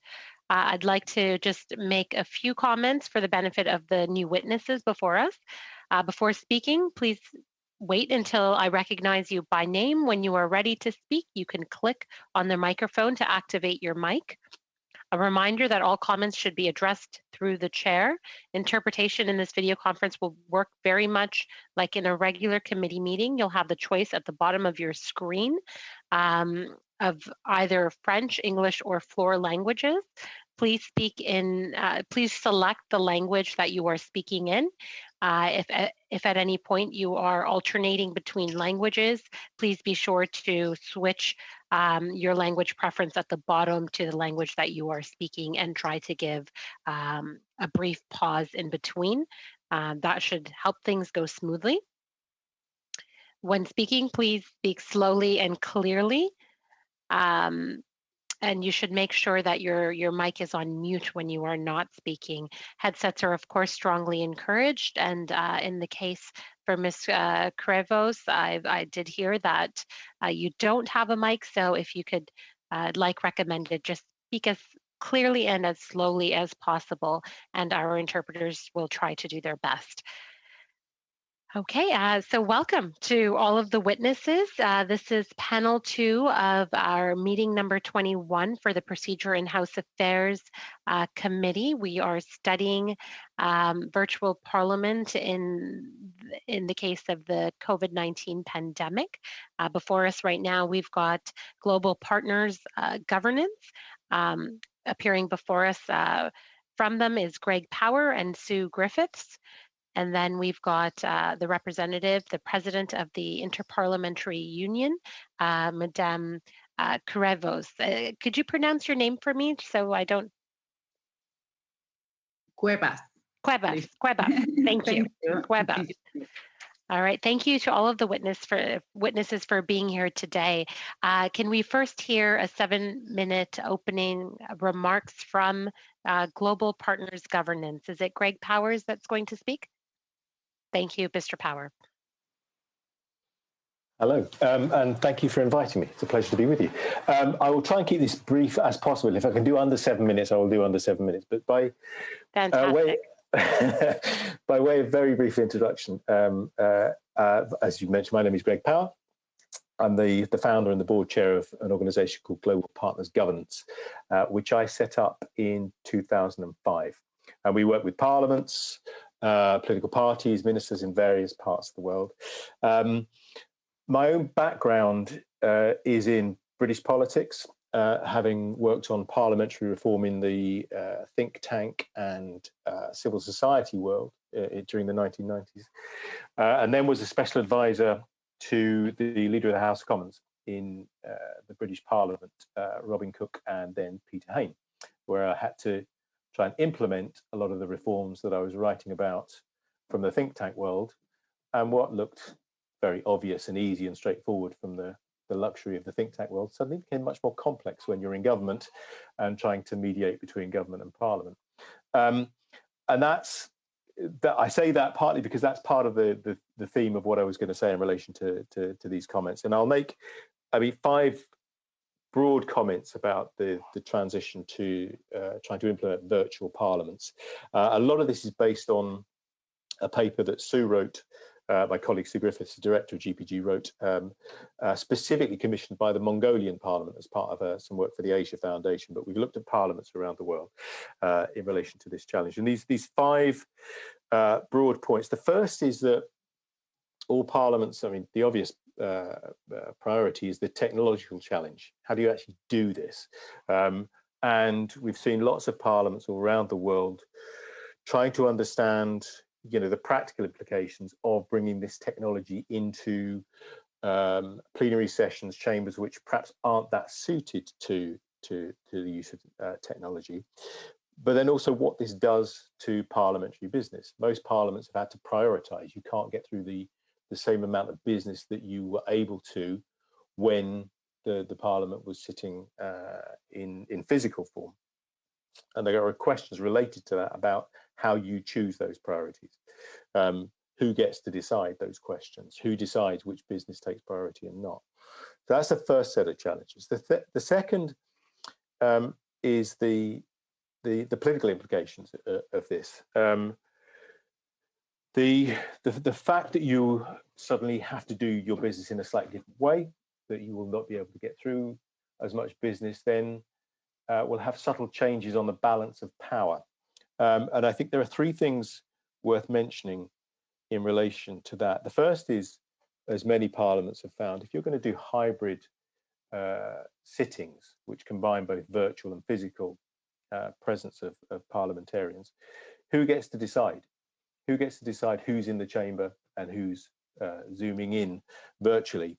The second is the way in which this then changes the dynamics. And we've seen this most obviously, certainly from our point of view, in the British Parliament. And I mean, I'm slightly disappointed we didn't get to hear what the representatives of the Houses of Parliament from the UK said to you. But the dynamics of the debates in the British Parliament have changed fundamentally. The ability to manage a floor, a very rowdy floor full of politicians, is a political skill which has both made and broken ministerial careers in the UK. And you see it most obviously in our own Prime Minister's questions, where the Prime Minister clearly benefits from having an audience for his style of speaking to Parliament, whereas the Leader of the Opposition is perhaps has a more austere forensic style, which is more suited to not actually having an audience there, or certainly he doesn't need it as much as the Prime Minister does in order to get his points across. So it changes the dynamic. And you can see that in a whole range of debates, I think, in Parliament. The third point is then what the lack of physical presence does for the organisation of politics, and the ability to whip a parliament, a party, is very different when you're not physically in the same space. So those are the sort of that's the second broad set of points. The third is to do with public communication. What does the move to a virtual parliament do to the ability of the public to access parliamentary proceedings? If they had been physically able to get into the building, how do they access knowledge, information to what Parliament is doing, and who decides what sort of information they got? The fourth point is then logistic and resources. Again, looking at the UK as an example, one of the big issues which hit the news was the fact that the Parliament had to provide all MPs with enough resources to be able to work virtually, including the provision of laptops and others. This became a news story because why on earth, in a time of when the economy is not moving, why should MPs get all this extra money when everybody else is suffering? I mean, that was the way it was portrayed in the news. But there's an issue there around making sure that both politicians and staff have the ability and the skills to participate remotely. The final point then is just about what the lasting impact of moving to virtual proceedings is. And the short answer is none of us know. There will be a lasting impact. I think we've all got used to this sort of meeting, and it's likely to provide a feature of parliamentary proceedings and all business for some time into the future. In other parliaments, you have seen the use of emergency powers during this period, and the insertion of sunset clauses to a lot of the hybrid and the virtual parliament rules that have come in. So just by way of conclusion, I mean, I think the issue here is that this has changed politics, both practically, politically, in the way that it's done. And I think there has been a lot of focus on countries like Hungary, where President Orban has used the pandemic as an excuse to extend the powers of the government. I think the real risk for most parliaments is not that head-on assault for democracy, but a slow erosion and a subtle shift in the balance of power that we don't actually notice at the time, but which does change the ability of a parliament to hold government to account. And I'll finish there. Thank you. Thank you, Mr. Powers. Mr. Tucker, can you hear us now clearly?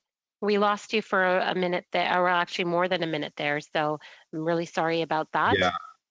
I had to log in 3 times, and the internet is showing 3 out of 4 bars. So it's not the internet, and this is government issued hardware. So okay. Troubles with virtual parliament here or committee that we haven't resolved yet. And you know, once again, I'm in a town of 300,000, so it's not like I'm in rural Canada here, but here we go. I was trying to figure out whether we should suspend or if you're going to be back up. But if we do lose you again, we might need to suspend temporarily to make sure that we have you back up, especially if it's going to be for an extended period of time. So we'll try to keep we'll look out for you. Next up, we've got the president from the Interparliamentary Union. You are allowed a 7-minute introductory remarks. You can take less, of course, but we're happy to have you here and look forward to learning from what countries around the world that belong to Interparliamentary Union are doing in this case. Thank you. Thank you very much, Madam President, and thank you to all my colleagues, parliamentarians. Well, at the Interparliamentary Union, we are collecting the parliamentary responses to COVID-19, how parliaments are adapting to these new and highly unfortunate circumstances. So there are different practices. Allow me to start with a terrible number, I think. Almost 2 billion people in the world were having suspended parliaments or reduced the parliaments. And as we know the importance of our responsibilities, of course, we also know that when it happens, when parliaments are suspended or reduced, our capacity to promote legislation, for example, emergency legislation, or to adapt budgets, or even to exercise our responsibility overseeing the government, it is also reduced, it is affected, and that's also affects democracy. So I would like to review a little bit what IPU has been receiving from the national parliament. First of all, the remote working methods in parliament. The current pandemic has caused significant disruption to parliaments around the world, but with it has come the wave of unexpected innovation. Committee meetings, just like you, have proved more adaptable and perhaps better suited to the digital tools available. 40% of parliaments report using a remote model for their committees, and only 6% report holding no committee meetings. 10% of parliaments have opted for a technology-based solution in their plenaries, using digital tools to operate a remote parliament or a hybrid chamber. In the hybrid model, a number of members and officials are present in the chamber, and others are able to participate remotely by video conferencing tools.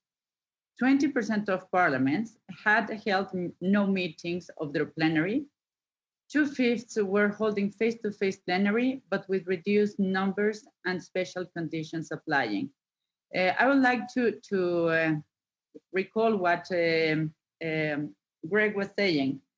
In this case, it's not only about having meetings. In most of the cases, the rules of the parliament are not able or are not allowing that these virtual meetings to be a mandatory decision for the parliament. That's, for example, my case in my own country, in Mexico. We have committee meetings, but we are going to vote everything hopefully by September that we can go back to the parliament. Then, of course, we know that this is creating an opportunity to accelerate parliamentary innovation and to develop new working methods.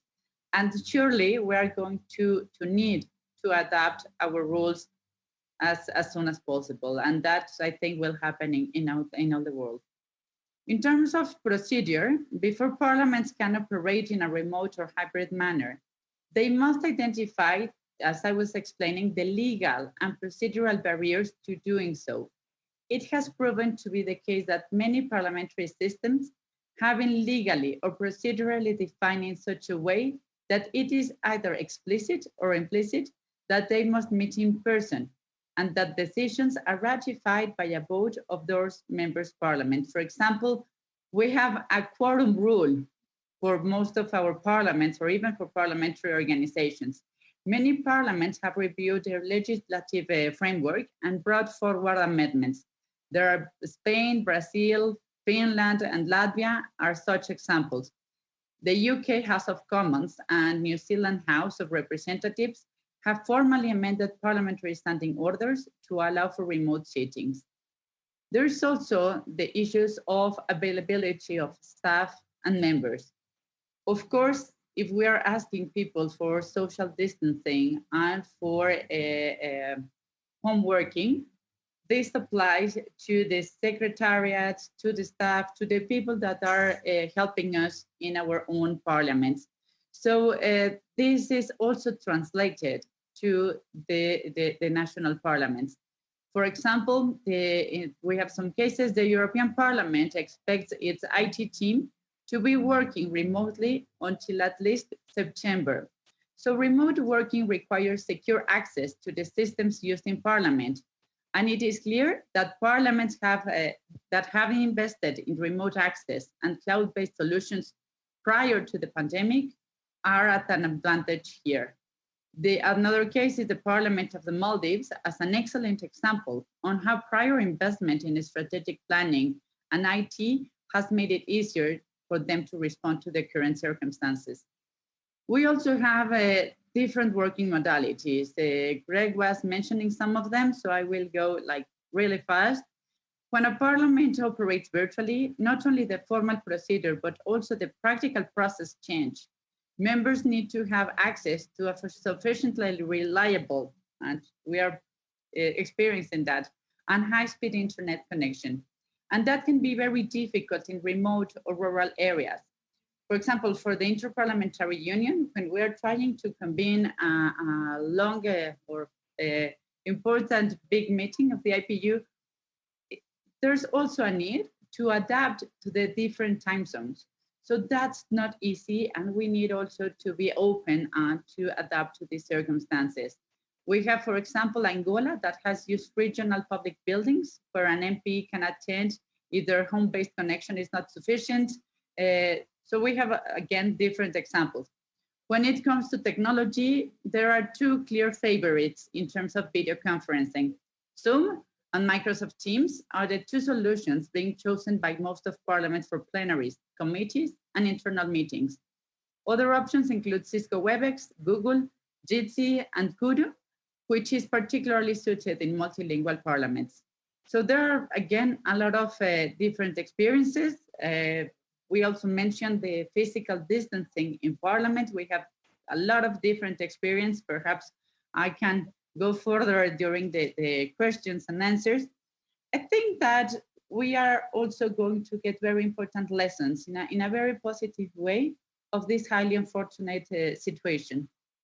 In terms of using technology, yes, we are going to need more tools for more inclusive and dynamic work in parliaments. We also need more IT people in our parliaments and also at the parliamentary organization. That's the lesson for the Interparliamentary Union, for example. And this could be also a great opportunity for greater transparency, more open parliament practices, communication with society, inclusion.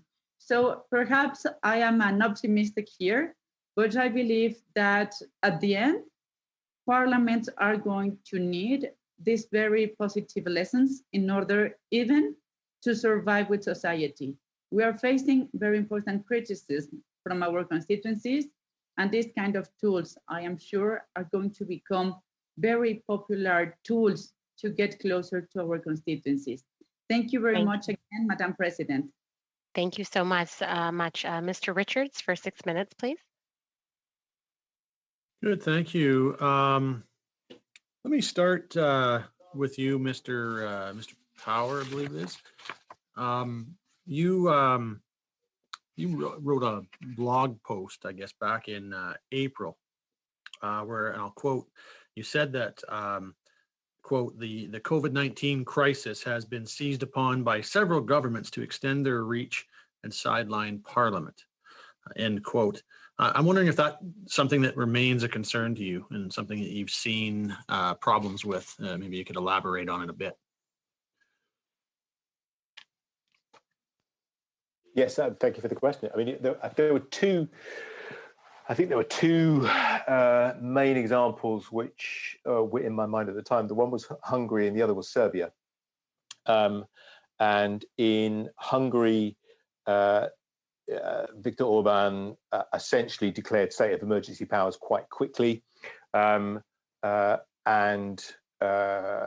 it generated an awful lot of publicity. In Serbia, it was slightly different in that I think the fear was that the powers that had been taken over were sort of more ambiguous. But there was suggestions in the early part of the emergency powers that the elections due for June were going to be delayed. Now, in both cases,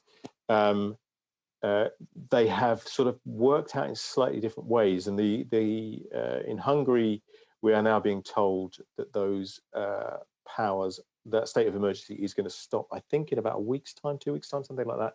In Serbia, it happened more quickly. And what has happened there is that actually the approval ratings for the Prime Minister Vučić have actually increased quite dramatically as a result of this. Because he has looked like he has controlled the outbreak of COVID very well. So, I mean, those are the two examples I had in mind. Sorry, this is more to do with the emergency powers than it was specifically to do with how Parliament has adapted. But parliaments were being sidelined as a result of that. Sure, yeah, and I mean, obviously, your concern there is governments using emergency situations to do things that wouldn't be considered acceptable in any other time. That's really what we're, I think, hearing from you, correct? Yeah. So, like, if a government was to, for example, propose legislation that would give itself complete authority to make all taxation and expenditure decisions without the need to consult the legislature for 2 years, would that be the type of concern that you would have had? Yeah, I mean, that was what I was alluding to. I mean, that, if I remember rightly what I wrote a couple of months ago, but I think the point that I made, I mean, I think that headlong assault, that's what generates the headlines. Yeah. I think the bigger risk for most parliaments is the stuff which you're not seeing, the stuff where, you know, who is deciding who gets to be in the chamber and ask questions. Right. If you're having to reduce the amount of business that a parliament can get through, who is determining what takes priority and what doesn't? What then suddenly goes into statutory instruments as opposed to coming to the floor for debate? So I think that's the bigger risk for most parliaments. Right. So another example might be, like, say a government was to use the pandemic as an excuse to close down the legislature completely and then replace it with a committee type of a structure that would meet for 8 hours a week or less. Would that be something that you would see as a kind of a concern as well? This is an issue which has come up in a number of parliaments, and I might hand over to my colleague Sue, who may be able to clarify some of this. But certainly, in a number of parliaments, that decision has been taken. So the decisions of the entire parliament have been delegated to a smaller committee, and the extent to which that works or doesn't varies according to the parliament and their provisions for having a steering committee or a bureau. In South Africa, I think, if I'm right, I'm looking at Sue, but I think they rejected this idea for exactly these sorts of reasons. Okay. So what about, like, the idea of a government using the pandemic to close down or prevent up to 2/3 of the committees, the standing committees of a legislature, to prevent them from even being able to meet even virtually. And so then limiting the powers also of the committees that are able to meet, would that be something that you think would be of a concern? That I think all of these things are of a concern. Yeah, absolutely. Okay. And the idea of a government using this type of a situation to prevent opposition politicians from being able to advance motions or be able to advance debates on topics that they have concerns about, or even to be able to use a written question system to get some detailed accountability. Would those things be of concern? I think they're all, altering the nature of the way in which parliaments are used to operating and limiting the ability of certain parliamentarians to contribute. Or to go another route with it, if a government was to use the pandemic situation to pass, something, through what we call an order in council, or something that would be, considered, a cabinet decree or something of that nature, to be able to render illegal the possession of billions of dollars of property that's owned by private citizens, would that be also the type of concern? I get the sense you're alluding to stuff which is beyond my knowledge and very specific cases. But I think everything you're referring to, anything which limits the what had been the previous rights of parliamentarians to introduce certain things, is obviously an issue of concern. Absolutely. Okay. Thank you. We have to guard against becoming permanent, you're saying as well. Yeah. Thank you. I think that's the risk, yeah. Thank you. Next up, we've got Mr. Turnbull, please, for 6 minutes.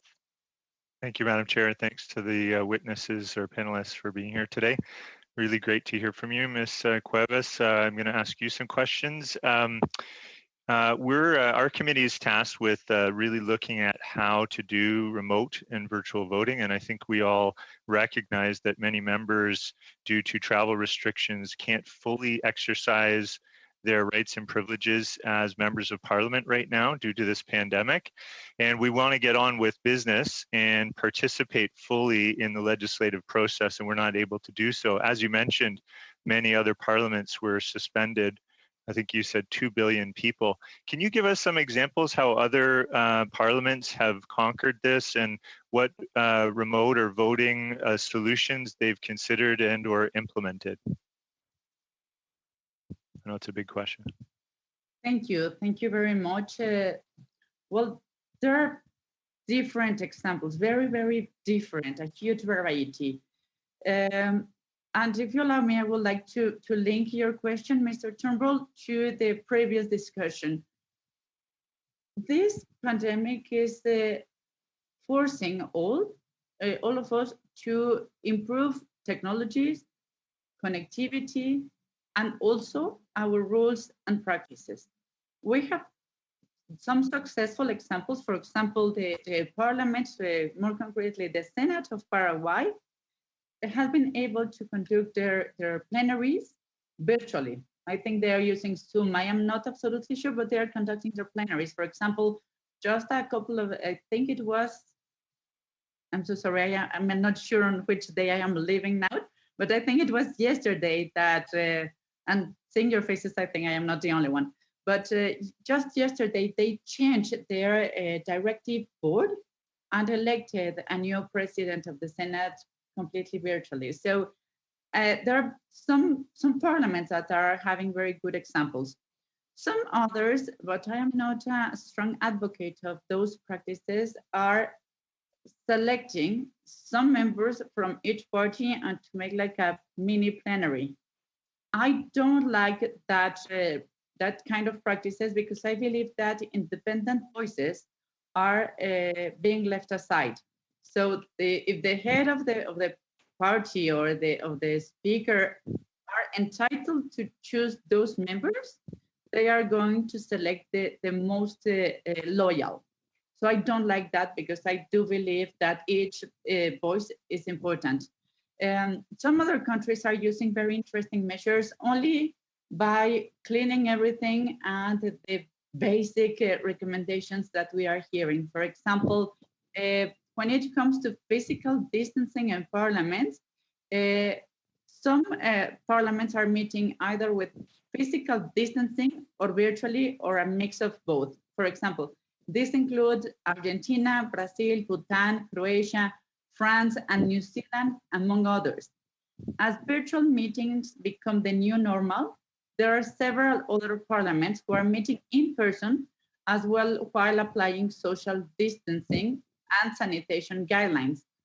I am not sure if in these countries, I think some of them, because they're also big territories, not as Canada, but they're also big and they need some kind of transportation. But for example, in Azerbaijan, MPs and staff members are using masks and gloves and using hand sanitizer. Members of the Milli Majlis, aged 65 and above, are not attending sessions. Similar sanitation measures have been adopted in Croatia, Italy, Paraguay, and Cambodia. Also, in the Parliament of Cambodia, staff and visitors are required to wear masks and their temperatures are checked at the entrance to the building, as DRC, Malaysia, and Serbia. Austria's federal constitution or the rules of procedures do not allow for remote meetings. So they adopted practices to comply with hygiene and safety recommendations. But if I am not mistaken, they also reduced the number of parliamentarians. And Thank you for a really great answer. I just a little short on time, so I want to just ask you a couple of other questions. So in terms of electronic and remote voting, do you know how many of the IPU members are undertaking some form of electronic or remote voting? We don't have that statistics. I can ask, but I don't have those statistics now. And as I am always reading the IPU reports, I think we are not receiving that input. We sent a questionnaire to the parliaments, so we depend on their answers. But I think that the common practice is going to meet again, but with all these measures on face masks and gloves and everything. Would you say it's a promising practice on that spectrum and ensuring that all individual members can participate fully, that having a solution for remote and electronic voting is a promising or maybe a best practice for parliaments? Would you say that? Not now, but eventually. I think we are learning the lesson and we are improving and we are learning every day. For example, allow me to use my own parliament. We are 500 members of the Mexican parliament and 128 senators. So it makes almost impossible to have speaking rights and business as usual if we go virtual. But I think that eventually we're going to develop those technicalities, but also the rules to allow us to make that whatever effort we are doing virtual becomes also a real mandate, for example, voting or something. I believe that that's a new trend and we must learn about that. And allow me to insist, we also need to learn the lesson in terms of using technology to get closer to our constituencies. Thank you so much. That's all the time we have. Next, Madame Normandin. Merci beaucoup. Thank you very much. I would like to start with a question for Mr. Power.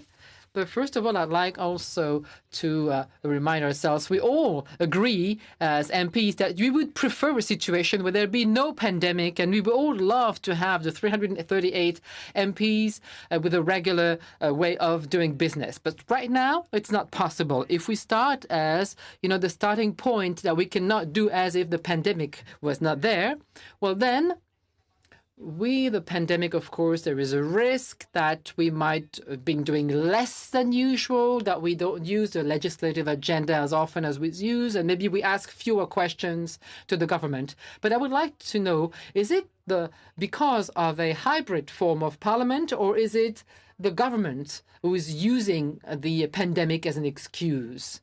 Who is to blame here, the virtual model or just the crisis?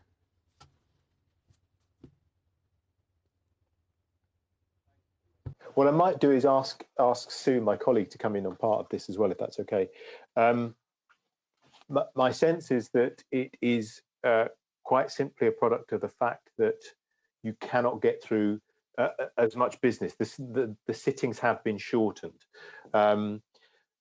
for practical reasons as much as anything else. However, there are obviously political implications to those practical problems, and I think the issue for most parliaments is how do you decide those practical problems in a way that doesn't alter the politics. It's not. I don't think it's as easy as necessarily saying it's just down to the government. There is an issue, all sorts of issues which have been caused by the pandemic, which have changed the way that politics is done. One of those is the move to sort of virtual and hybrid parliaments, which has necessitated the fact that the amount of business that politicians can get through has been reduced. So I don't know if you want to add to that. Just to add briefly to that, I think in all spheres of life, in business or in social life, we're not doing the same amount of things that we had been doing previously in the crisis. And that's inevitable, really.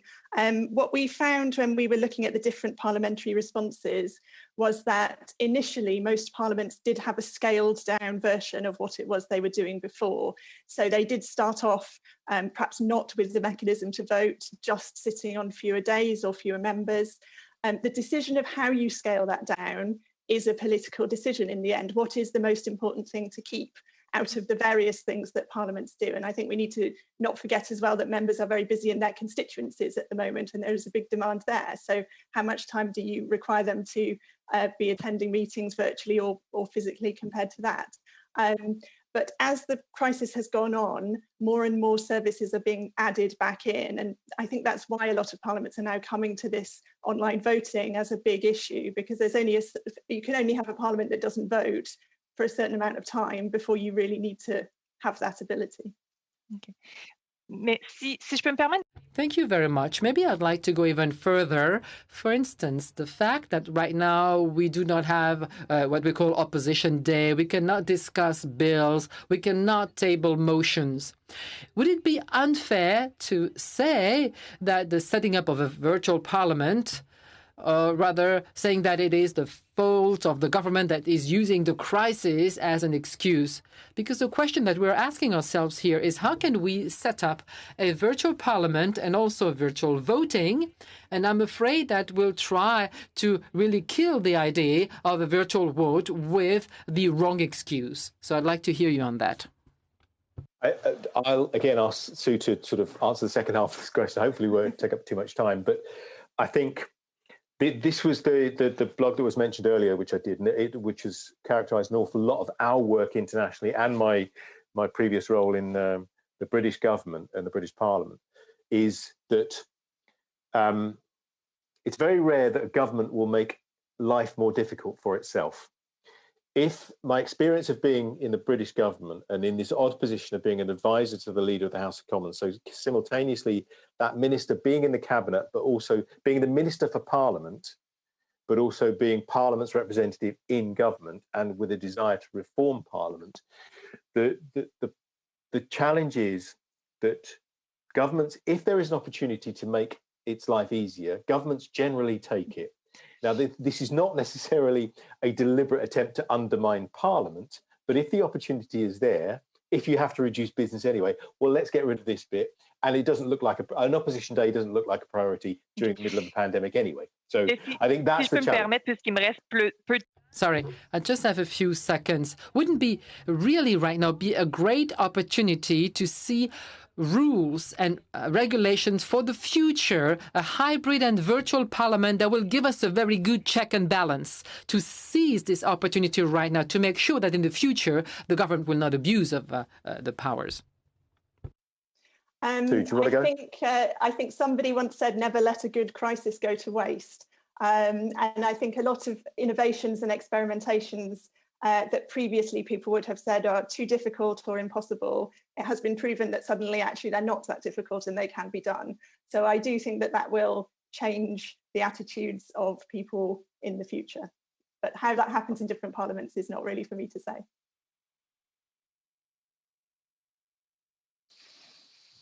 Okay. Next up, we've got Madame Blaney, please.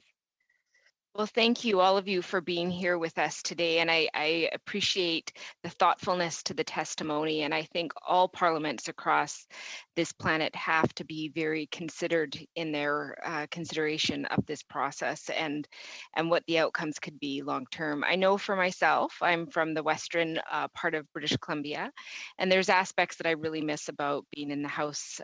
You know, one of the things that I've found very helpful to me during this period where I'm not seeing people that I work with as often is the relationships that I've built with members across parties. And I think that that is one of the parts that would be missing in a virtual parliament is the inability to build those relationships, to get to know one another. And I know that when I speak in the House, if there are other parliamentarians who experience the same thing in their riding or similar stories from their constituents, it leads to conversations which could mean collaboration in working on issues. So I think that is something that is fundamental to democracy and something that is a big challenge in a virtual setting. So I'm just wondering, and maybe I could start with Ms. Griffiths on this, just how other parliaments are addressing these issues. I know there was a discussion about having sunset clauses because I think an incremental approach makes sense, and also the ability of all recognized parties to have a voice in what changes happen so that we can see the balance of power. I'm just wondering if you could speak to those. Mm-hmm. Well, I think this has been a very interesting piece of work that we've done looking at the different responses from other parliaments. And I would say as well, the IPU, the Interparliamentary Union's website is an excellent resource that they are constantly updating as well, because it is a moving picture. New innovations are happening all the time to look and see what the different parliaments are doing. In one way, you can see complete diversity, but in the other way, you can see certain trends emerging. So parliaments generally are starting with what they have already and the processes that they have already and building from there. So in certain parliaments where, for example, block voting, where the leader of your party might vote on all the members' behalf, certain parliaments think that that is a normal way of proceeding, and therefore it's not strange for them to use that mechanism when there's a crisis. Other parliaments, I think, perhaps Westminster included, would find that quite unconventional, or it wouldn't be part of the culture and the way that they work. It's important that each member is able to record their vote individually in the way that they would like to. Greg mentioned earlier this concept of delegating powers to either a committee or a bureau or a smaller set of members. There's been some interesting evidence emerging about levels of representation when that happens. For example, particularly gender. Are women the ones who miss out when people are nominated onto smaller committees? It's not quite clear yet, but more and more evidence is coming in as more and more parliaments experiment with those kinds of procedures. Thank you so much. Ms.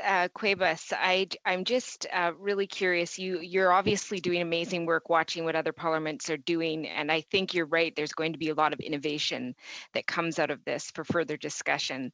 But I'm just curious about if you could tell us about how different parties within parliaments are keeping sort of a balance of power. You know, one of the concerns, of course, is that the governing body will just sort of say this is the way it's going to be, and then there's that frustration and concern. And I'm just wondering how do you have any examples of other parliaments that are keeping that level of accountability high during this time? Thank you very much, Mrs. Blaney. I will be absolutely honest, transparent, and politically incorrect. We receive the reports that the national parliament want us to know. So we receive the beautiful news from all parliaments. So the IPU study is having a bias, being very honest. If I read you completely the note that I received, some very authoritarian countries are saying that they have lovely parliaments, and we all know that is not true. So I think that there's a first part, which is that the measures that the governments are taking must be based on the Constitution. Second, those measures must be proportional to the emergency, because the emergency is not the same in all countries. And the measures must be temporary. We cannot think or allow that that this state of emergency is going to be there forever. And some countries, some parliaments are facing that authoritarian temptation. For example, there's going to be another challenge that I think that we must legislate urgently, because authoritarian regimes are never going to legislate about that. But democratic governments are apparently afraid of legislating about technology. And let me go to an example. There's a very good article of Yuval Noah Harari at the Financial Times about 2 months ago, where he was explaining how technology, and this technology about COVID monitoring, can be also used for monitoring our feelings when we are seeing, for example, a politician's speech. So for authoritarian regimes, it's going to be very easy to use our cell phones to see if we love or hate the politician that is having this speech. So we need to prevent those situations. Canada is a very strong democracy. I'm not saying this because of Canada, but clearly there are countries that are using the people's fears to restrict liberties and freedoms, and of course, restricting parliaments. Again, I can tell you a lot of different experiences, but those cases are the reports that we receive from the same actors. We don't have an independent study at the IPU. Thank you, Ms. Cuevas Beran. Next, we've got Mr. Broussard. Thank you, Madam Chair. First, a comment to Mr. Power. A lot of the examples that Mr. Richards gave to you, and he cited off 5 or 6, are actually examples from Canada. And some of the things that the current government has tried to impose or implement during this crisis. And I'll remind you that we're in a Westminster parliamentary system similar to Great Britain, and we are in a minority situation. So perhaps a suggestion, Mr. Power, that Canada would be a great case study for your next blog on how governments try to impose their will on a parliamentary democracy. My question to you, pivoting to the issue of standing orders. And one of the things that we heard in the last panel that we had, including the chair of the British proc system, is the changes to the standing orders. And the fact that now is not the time to look at any permanent changes with respect to the COVID-19 crisis as it relates to changing the standing orders in Parliament. The height of a pandemic is not the time. Perhaps under normal times, normal circumstances, that would be the time. Would that be your assessment, Mr. Power? Yes, again, thank you for the question. I had worked out as the questions went on that this was an allusion to what was going on in Canada. I mean, I think that, and the point in response to Mr. Rich's questions, I'd make the same point again, which is I think any change which to standing orders which takes place now has to be regarded carefully because of the long-term implications of this. Because of, as I was saying, I think the risk for most parliaments, and I include the British Parliament and indeed the vast majority of democratic parliaments in this, is the slow erosion of parliamentary accountability, because each time the rules change, whether it's temporary or permanent, politicians will learn how to interpret the rules in the same way that we work a lot. Sorry, I'm answering this for too much length, but I mean, we work with parliaments right around the world, mostly parliaments who are in early stages of their formation, and there is a process which all political institutions go through, all parliaments go through. The first is agreeing what the rules are and trying to establish the basis from which you can run the institution. The second phase, which is an ongoing phase, which takes decades, if not centuries, is working out what the rules actually mean. How you play, it's one thing to establish the rules of the game, it's another to establish the games within the rules, how politics actually functions. And I think the risk here is that those games within the rules shift as well and change the balance of power in the process. So I think So it's a long answer to a short question, but I think the risk is changing standing orders at a period now, which are permanent. There is inevitably a risk to this. Right, and thank you for that response. It was a good response.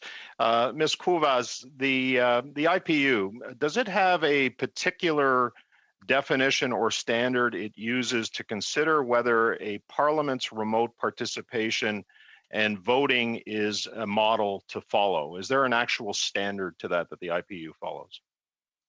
No, I think that the IPU, Mr. Brassard, has also been learning day by day in terms of parliamentary practices, in terms of also sharing and understanding those best practices and trying to apply it for our own organization. For example, we had to cancel our assembly in Geneva in April, which was, of course, not what we wanted. We also share most of your concerns that is better to be person to person.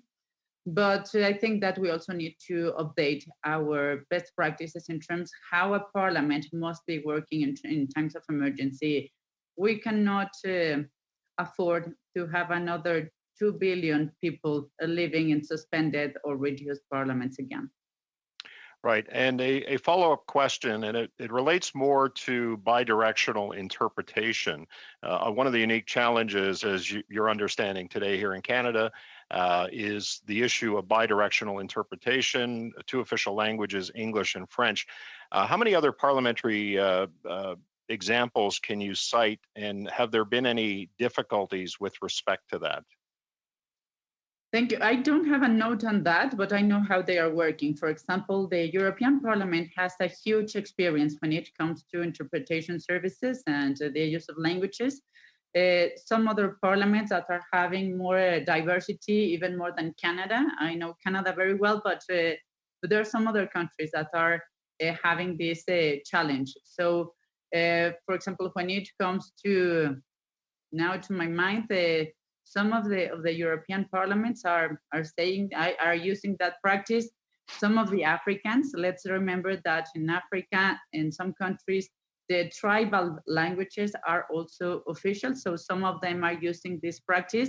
And I can take a look, and if you send me, or the committee staff send me your email, I can update you with information. But that's something I think that is improving. And for example, when we started the pandemic, I remember that Zoom was not having interpretation available, and now it's. And as we're using it today, we see that the platforms are updating. But we will. I think the clerk is writing this down. We will ask if you have more information. You can definitely send it to the committee. Next up, we have Mr. Gerritsen for 5 minutes, please. Thank you very much, Madam Chair. Mr. Power, the entire discussion that you were having with Mr. Richards, and notwithstanding Mr. Brassard's suggestion that you use Canada as an example for your next blog post, the entire discussion that you had was based on your observations of Hungary and Serbia. According to the Democracy Index of 2019 that's put out by The Economist on an annual basis, Canada ranks 7th in terms of our democracy, a score that we tie with Denmark at a 9.2 out of 10, which puts us in a category of full democracy. Hungary scores 55 and Serbia scores 66, both of which put them in a category of a flawed democracy. Is it safe to say that you have more confidence in Canada's ability to proceed with something like this, as opposed to the two examples of Hungary and Serbia? I think I can answer that quite quickly, I think, by saying that I wouldn't put Canada in the same category as Serbia or Thank you very much. I appreciate that. You did talk about parliaments and shifting the balance of power over time. And I understand even through a discussion that you had with Mr. Brassard a few moments ago that you were talking about whether or not it might be, the precedent which might be set over time. If we're doing this study just in the context of COVID-19 and the parameters are set very specifically that this is to be used just during this time. If any future times were to be deemed necessary, that would require further study and implementation by Parliament. Would that put you more at ease knowing that this is just related, and specifically within the mandate of this study, that it is just related to this particular pandemic? I mean, I might hand over to Sue again to talk about some of the sunset clauses which have been introduced, but I think there is, in exceptional circumstances, you need to do exceptional things, but it's sort of inevitable. I think there is a risk to to doing something now which then has a permanent impact on the ability of a parliament to hold government to account, which is why most of the parliaments, and again, I'll let Sue in at this point, but I think most of the parliaments do introduce these measures as temporary or with sunset clauses attached to them. Yeah, I do have to jump over to Ms. Cubas. Hope I got that right, because I'm limited on my time. When you were talking about connectivity, and the need for different members of parliament to be able to connect to the various networks, do you talk about this, or in the observations that you've seen, have you seen other members or other representatives talking about it in the context of using it as an excuse or a reason not to do it, or do you see them identified as a challenge that needs to be overcome? That's a reality. I think that the reality can be used, accepting it and improving the circumstances. But also there are some countries and parliaments that are using a crisis for their own benefit, and they are having profits from people's fears. I think that with the risk of asking you to be partisan here, I'm going to ask the question anyways. If you don't want to answer it, you don't have to. Do you think that Canada is using this as a tool to be using the crisis as an opportunity? Honestly, I don't think so. I am not sure if I don't have a comprehensive perspective, but I don't think so. Canada. Okay, thank you. But because I'm sorry to interrupt. I do have one more question from you. In the other areas that you've been seeing this, you've been witnessing in the data that you've been collecting, either anecdotally or in reality, do you know if opposition parties have, generally speaking, been embracing the opportunity to continue work through virtual settings and hybrid settings? Is it something that both sides seem to be adapting, or is it something that the governments and certain sides of representation have to push through? I think we are all doing our best. We got awful lemons for 2020, and we're trying to make the best lemonade. But that doesn't mean that we want these circumstances. I haven't heard a single parliamentarian in the world saying that they are okay with the circumstances. Thank you. Thank you so much. Mr. Tucker. Mr. Tucker, thank you. Yeah, so I'm having a little bit of technical difficulties here, but I believe I was listening to Dr. Griffins, and we were talking, I'd like to hear a little bit more about the concern about the legitimacy of virtual parliament and not having parliamentarians attend with full function of their parliament while we are forcing other essential workers to report to duty and carry on the important work that they do. There's a lot of issues in that question, I think, and I'll try to be brief. But one of the initial questions about legitimacy, I think, has been covered earlier in saying, what is your legal basis for having a virtual parliament at all?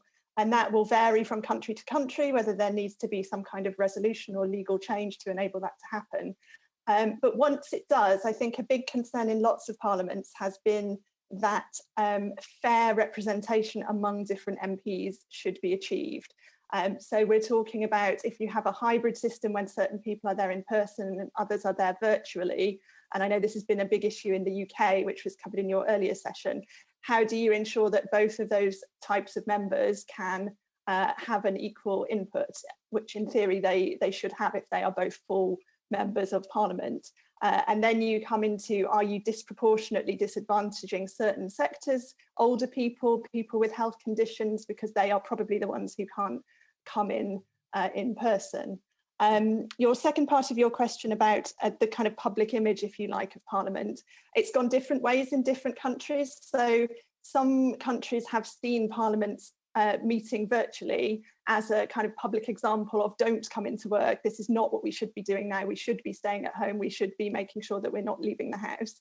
Whereas others, particularly as the situation has kind of eased a bit in most countries, do take the view that now we should be back at work and everyone should be seen to be coming in solidarity, if you like, with normal people who are doing normal jobs.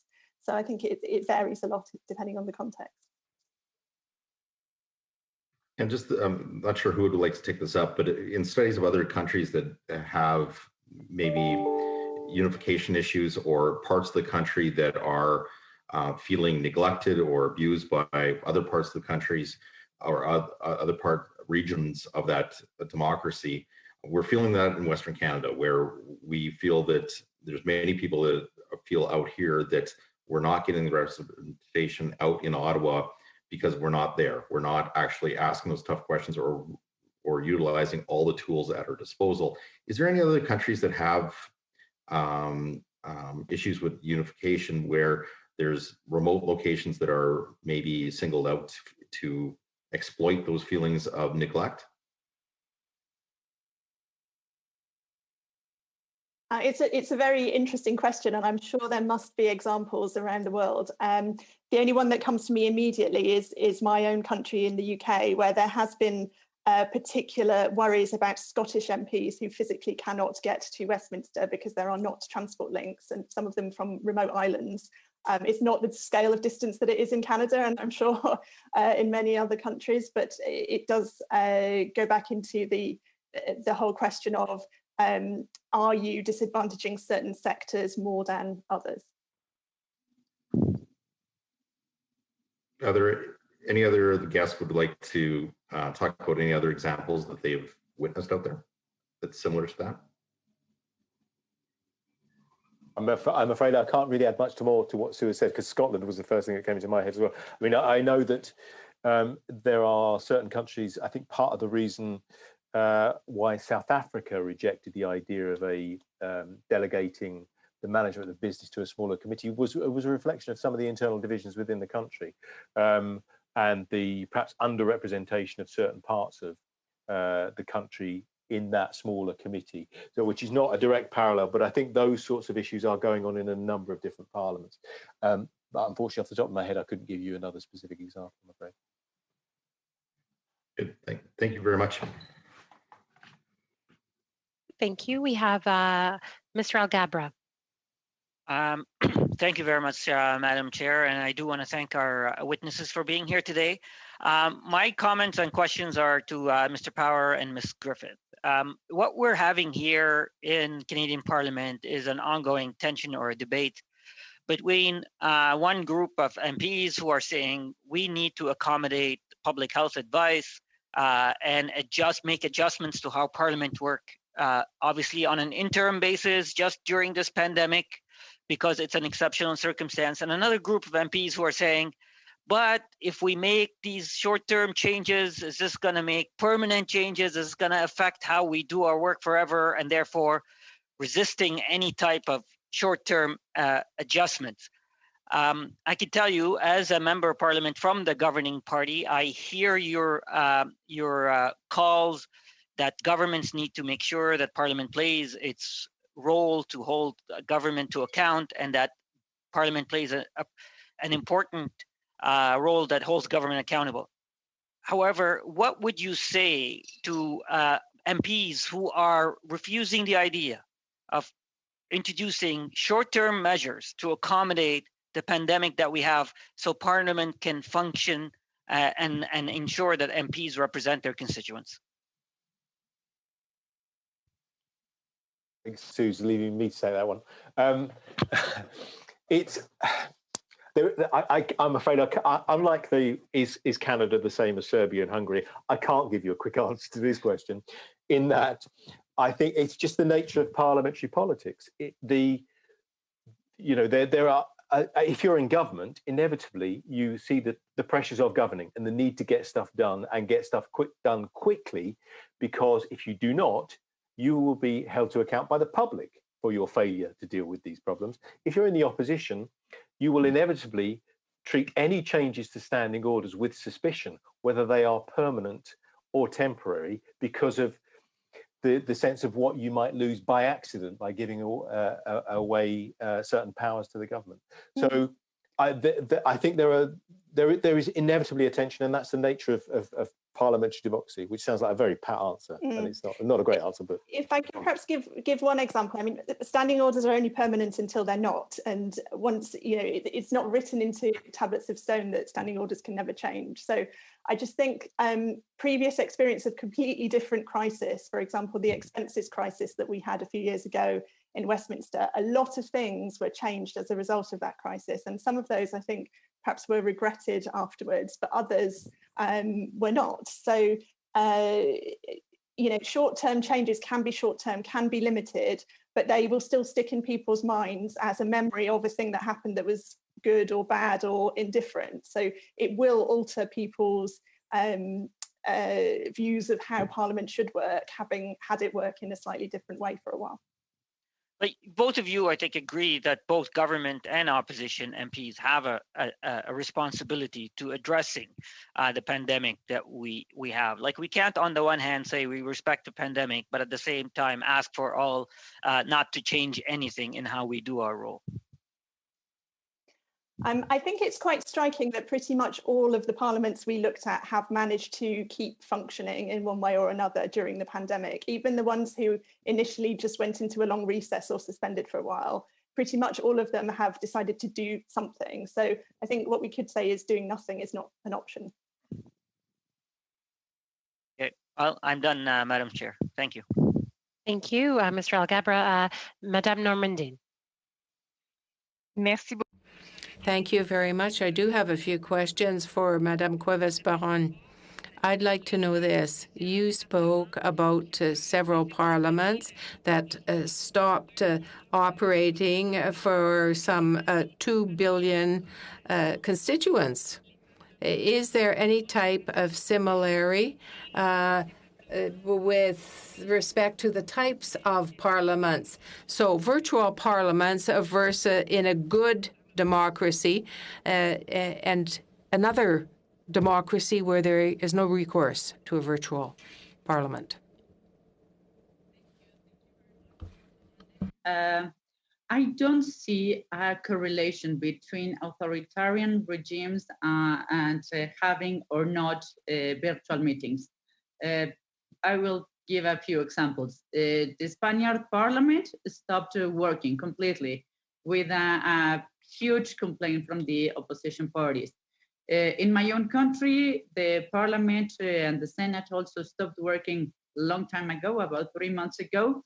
We have a permanent committee that is always working. That's in our constitution, because that's the way we work during the moments where the parliament is not in sitting.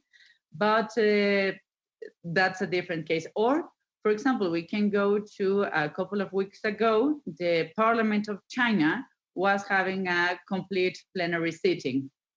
So there's a huge variety, and I don't see a correlation between the kind of regime and the work of the parliament. Merci beaucoup. Peut-être une autre question dans les... Thank you. In the reports that you have seen, have you noticed if many opposition parties, many opposition members would be asking to have a virtual parliament, or did these requests only come from the governing party, that is to say, have virtual sittings? I think that in general, it is coming from the majority party, regardless of that, if that is coming from the ruling party or not, because for parliamentary systems, it's very obvious that the majority is the ruling party. But for presidential systems, we can have a divided, we call it divided government, where the president comes from a political party, but the majority is represented by a different, by the opposition. So Usually it is coming from the majority, but there are a lot of complaints in terms of, I think we all want to go back to our duties. And I would like to recall that some of you were mentioning that, well, essential workers are doing a huge effort. And perhaps we should be doing the same. I know that, for example, in Mexico, like Canada, in order to come to Mexico City, you need to take at least one flight. But at the same time, we need to respond to an emergency with budget, with emergency legislation. So I think there's a huge paradox that we need to resolve. Thank you. Thank you, Ms. Cuevas-Peron. Ms. Blaney, please. Well, thank you, Madam Chair. I think one of the biggest challenges that we hear, especially today in committee, is what the decisions we make today could have influence on how Parliament works tomorrow. And there's a lot of concern around that. And I think it's an important concern. What recommendations or other examples do any of you, and this is open to all three witnesses, demonstrate that ability to have the check and balance in place? I don't know if I'm making it very clear, but for me, the real point is, what do we need to put in place so that when we come back to Parliament, we're not fundamentally changing how we do things without a thoughtful process during a time that is not in the middle of a pandemic? Thank you. I will be super brief. I think we need to set the rules that are built by the majority and the oppositions, rules that are going to satisfy all of us, and for example, the opposition say, etc. We need also not only the rules, but the technology solutions. And it is not only for health emergencies.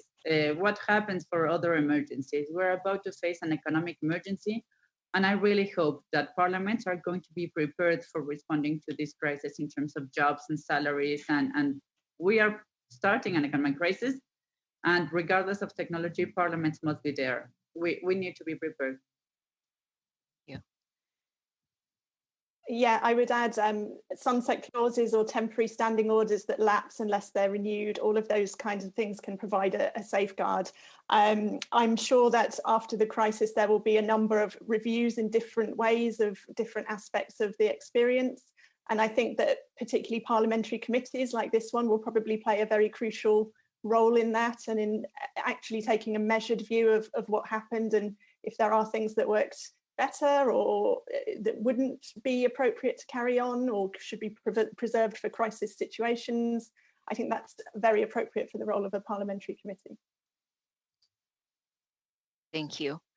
Well, I think the last, and I only have seconds, is, one of the things we've heard from parliamentarians is around any type of virtual voting is that there's predictability. And I'm just wondering if anybody has an example, and if you don't have time to answer, if you could table that with the committee. I think my time is up. Thank you. Okay, so that was examples of virtual voting. Examples, virtual of the predictability needed for virtual voting. Okay. Yeah, so if anyone has any examples of those, and I believe Ms. Cuevas, virtual voting in general as well, you were going to take a look at that for us, and so you could submit that to the committee. You can email the clerk to provide that information. So that's at the end of our second panel for today. So thank you so much to all of the witnesses. This was a spunky and enjoyable panel. It was fun. We learned a lot from lessons of the world, and also how to respect our democratic institutions and how to be careful and mindful when making some of these changes. So thank you, very valuable information. We're going to move into committee business for all of the regular members on committee. If you can remain connected as we say goodbye to our witnesses. Thank you. Thank you very much. Thank you, Madam President. Thank you, colleagues. Thank you. Thank you for the invitation. It was a pleasure. Thank you very much. Thank you. Thank you.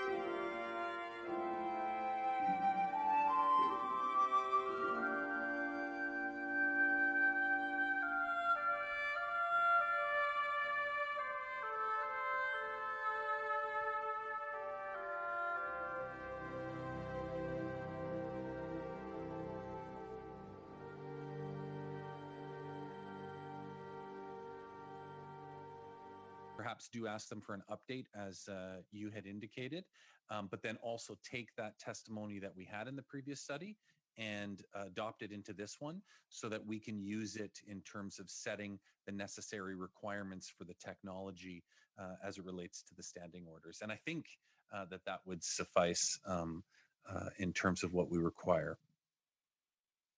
Okay, Mr. Turnbull. Thank you, Madam Chair. Just wanted to make a brief comment about the question you posed to the committee. I think just for me, given the fact that it seems that the original motion really directs us to look at the standing orders and how to enact remote voting, I've read it over and over again, and those are the two elements of this study that I think we're really undertaking. I think it would be really beneficial to have a couple more of those international examples. I really feel like we focused a lot today on the UK, which was really, I think, important and yielded some really good information.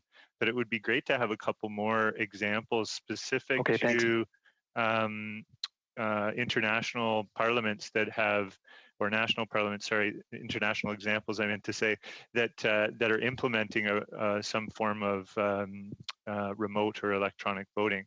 We really haven't heard. I know we had the Interparliamentary Union, Ms. Cuevas today, but I really didn't feel like we had enough time to get into details about specific examples with her, and I think we could use a bbit more time to do that. Thanks. Perhaps we can ask the clerk who has shown interest and who we potentially would be able to accommodate. Yes, hello, Mr. Turnbull and Madam Chair. Some of the international witnesses that we approached indicated a scheduling conflict, as the chair had indicated a little bit earlier. Among those was one of the other ones from the United Kingdom, Charles Walker, who was the chair of the House of Commons Administration Committee. He had a conflict. We could endeavor to get back to him to see if he is available. However, of course, the problem right now is we don't have a meeting slot that the committee has yet identified as to when we could invite these witnesses to come back. There are some others, for example, Lord MacPhail, the chair of the Procedure Committee in the House of Lords, he declined. Ms. Harriet Harman, it was also a scheduling conflict, although she did indicate a willingness to return. However, she is also from, as we know, the British Parliament. The president of the European Parliament, many attempts were made to contact them to elicit their interest in appearing. As of right now, though, we have gotten zero response from them. So that remains obviously a question mark. And finally, the president of the Congress of People's Deputies of the Kingdom of Spain, they had also indicated a conflict, obviously depending on what meeting we could schedule them for. And again, depending on the availability, they may be open to appearing.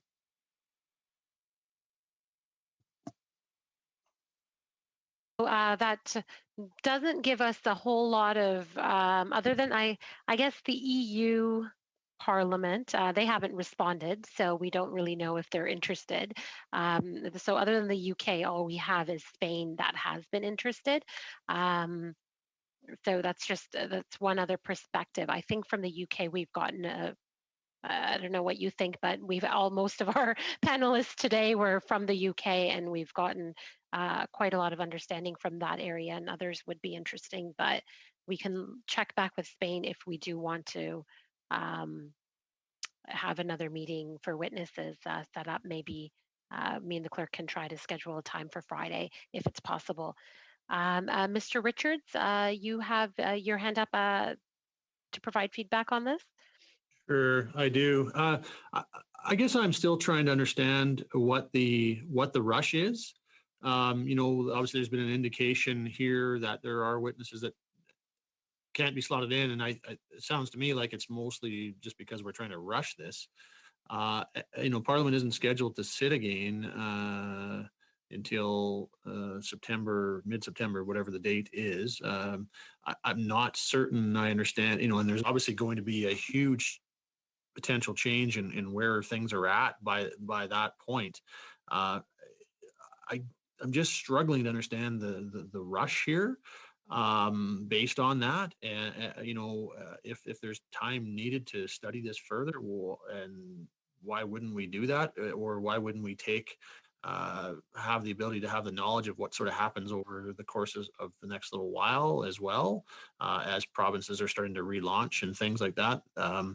So I would hope that maybe someone on the government side could give us some indication as to what the big rush is. And I'd love to hear the feedback on the other from the other opposition parties as well as to what their thoughts are on this.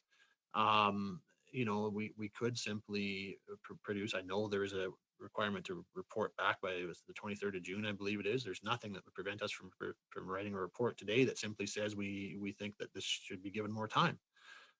And that could be done as an interim report. It could be done in 10 seconds. And then that fulfills that requirement. And then we would have the benefit of the time that's needed to properly look at this and see how things play out as we get closer to the time that the Parliament would be scheduled to return. Because as we all know, we look back to a couple of months ago, things are incredibly different now than they were a couple of months ago.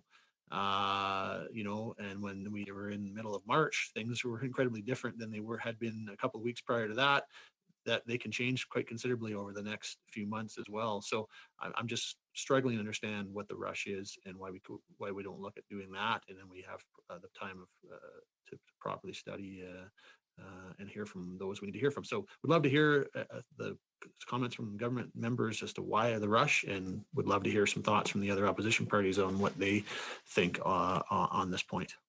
Well, perfect. Next up, we have Ms. Blaney.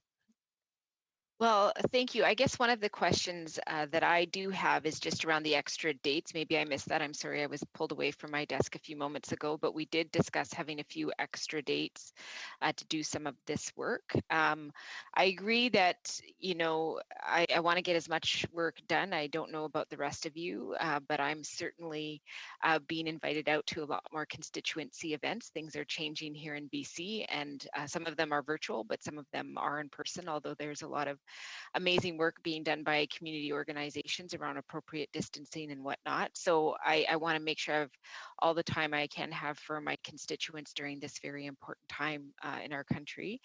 But I certainly do not want to do another 8-hour session. I thought that that was very disruptive. The other part that I will say is I would like time with the report when I'm writing whatever I'm writing to add to that. This last cycle that we went through, of course, was very fast. We were writing reports and not even being able to look at the finished product, which I did have some serious concerns about.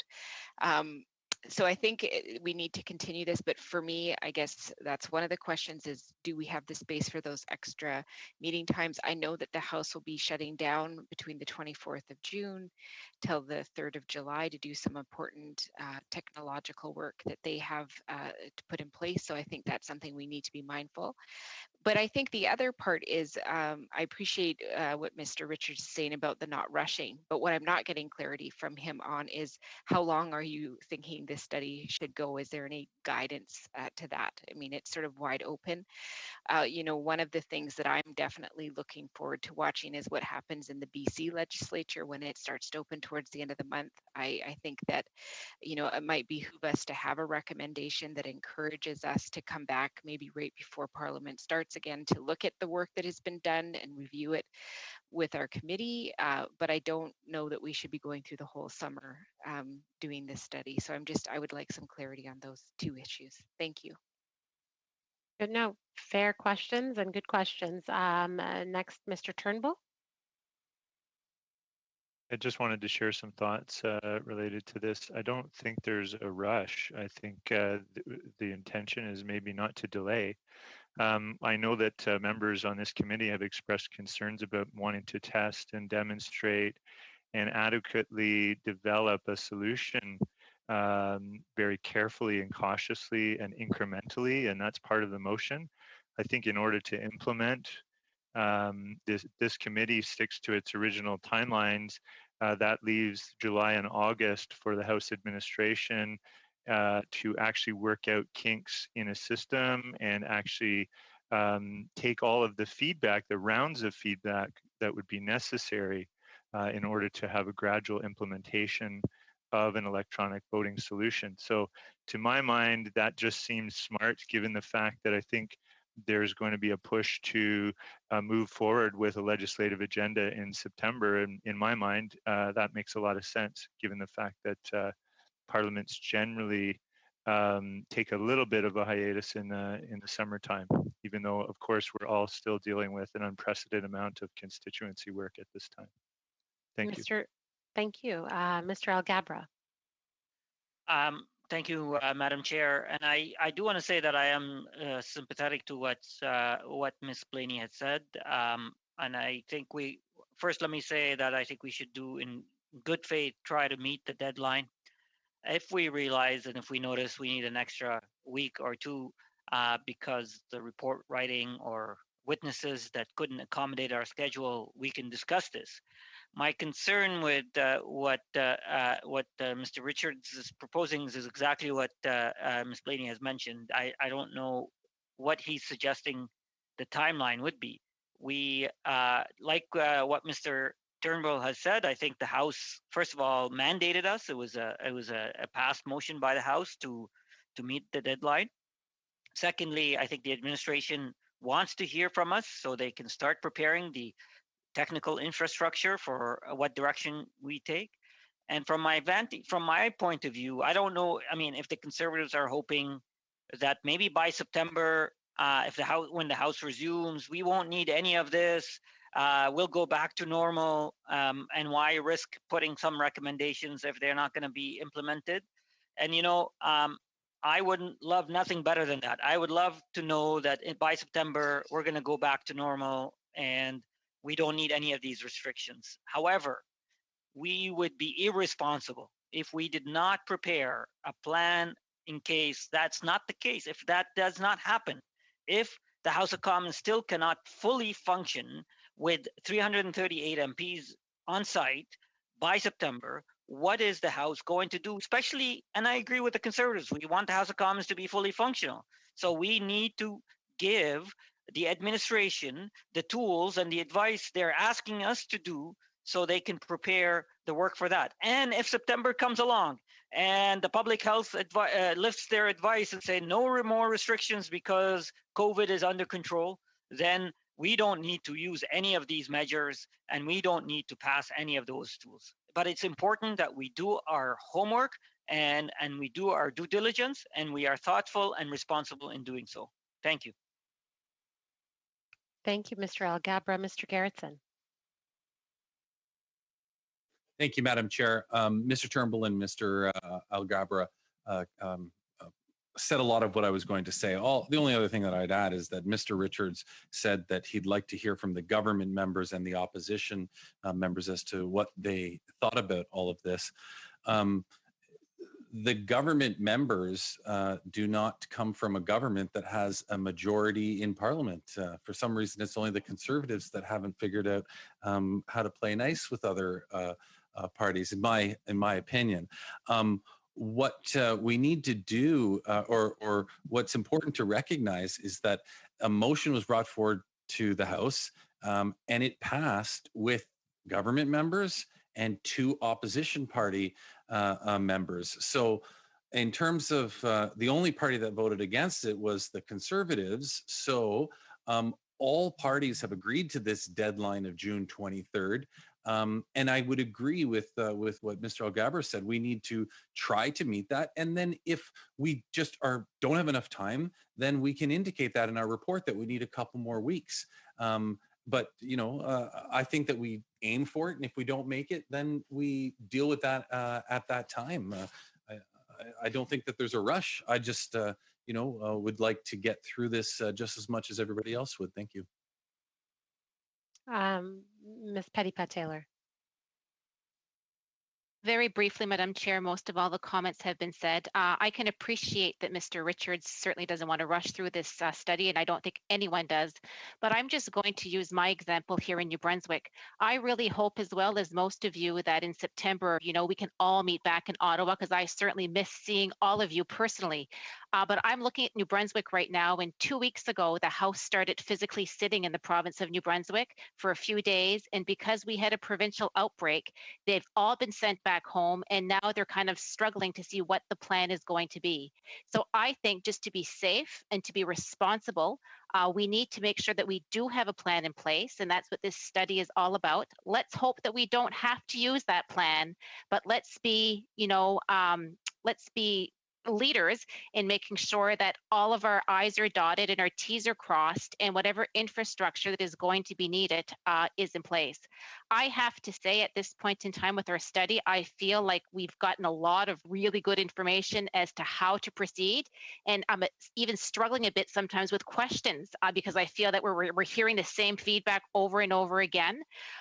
So I'm very comfortable that I believe that we truly have enough time to proceed with making some solid recommendations. Let's hope we don't have to use this, but if we do, we'll have a plan in place. Thank you. Mr. Duncan. Thank you very much, Madam Chair. And I had to say to my friend, Mr. Gerritsen, working nice with others, I had to chuckle at who a common denominator at some of the yelling matches have been. But anyway, I digress. I will just say on the timeline, in good faith, I think we've heard from witnesses. I agree with what Ms. Pettipat-Taylor says from the witnesses' perspective. This week, what we'll be hearing, and next week will give us a good idea and a foundation. To the point of not rushing it, I think one of the things, and a couple of us alluded to this today, is that we're making decisions or making recommendations based on what the situation will be in September. And I think hearing from the witnesses, hearing the backgrounds are good now, but I'm in favor of having a report back to Parliament, wrapping this up as a committee, but perhaps even looking at something of where we hear from the witnesses and then come back later in the summer, not meet all summer. I think we all would not favor that. And also we wouldn't favor another 8-hour meeting to go over everything again. But just, I think, looking at what the lay of the land may be, say mid-August, see what the situation is, see what the current situation is at, giving a report back in a reasonable time so that when we come back on September 21st, I think we have the most recent lay of the land. And I also think one of the things that are important with this, and I take this as a new member, our committee, great committee, but we are a limited number of 338 members. And I think the caucus consultation going back and forth. So I just know some of my colleagues, I think, and I think all parties would want to say, what is the situation like in September when we get a bit closer? So just maybe proposing to continue hearing from some witnesses for a couple of weeks, maybe wrap up with a meeting at a high level of where we're all at, but coming back in a good amount of time, say mid-August, have a few weeks to finish the report, and then give House administration, whatever the decision may be, a few weeks to figure things out. I think that could be a fair compromise. Make sure we get something, and make sure that we can accurately see what the lay of the land is for our recommendations. Thanks for the chance to speak. Thank you, Madame Normandy. And then maybe we can try to end for today. I'll give you some options from the different things that I'm hearing. Mr. Alghabra, you have your hand up. So if we could hear briefly from the two of you, and then we're going to have to start clearing the room. And I could schedule another committee business meeting, and I'll talk about that just in conclusion. Parfait. Ben, rapidement.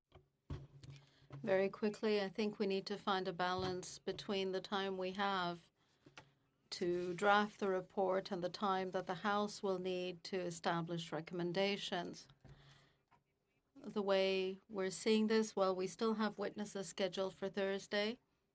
We'll have only a week to read the report, understand it, make recommendations, and that's not very long without stretching out the time that we'll need to draft the report.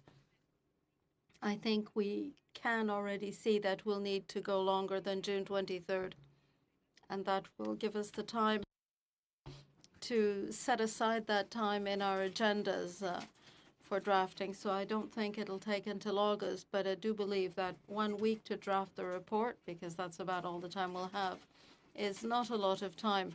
I'm not concerned about the content because I do think we've heard a lot of witnesses.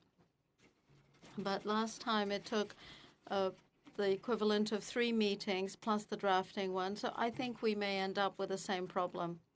And I would tend to give us more time now. Perhaps not a month, but certainly beyond June 23rd, because I'm fairly sure that we'll go past that. Okay, Mr. Alghabra.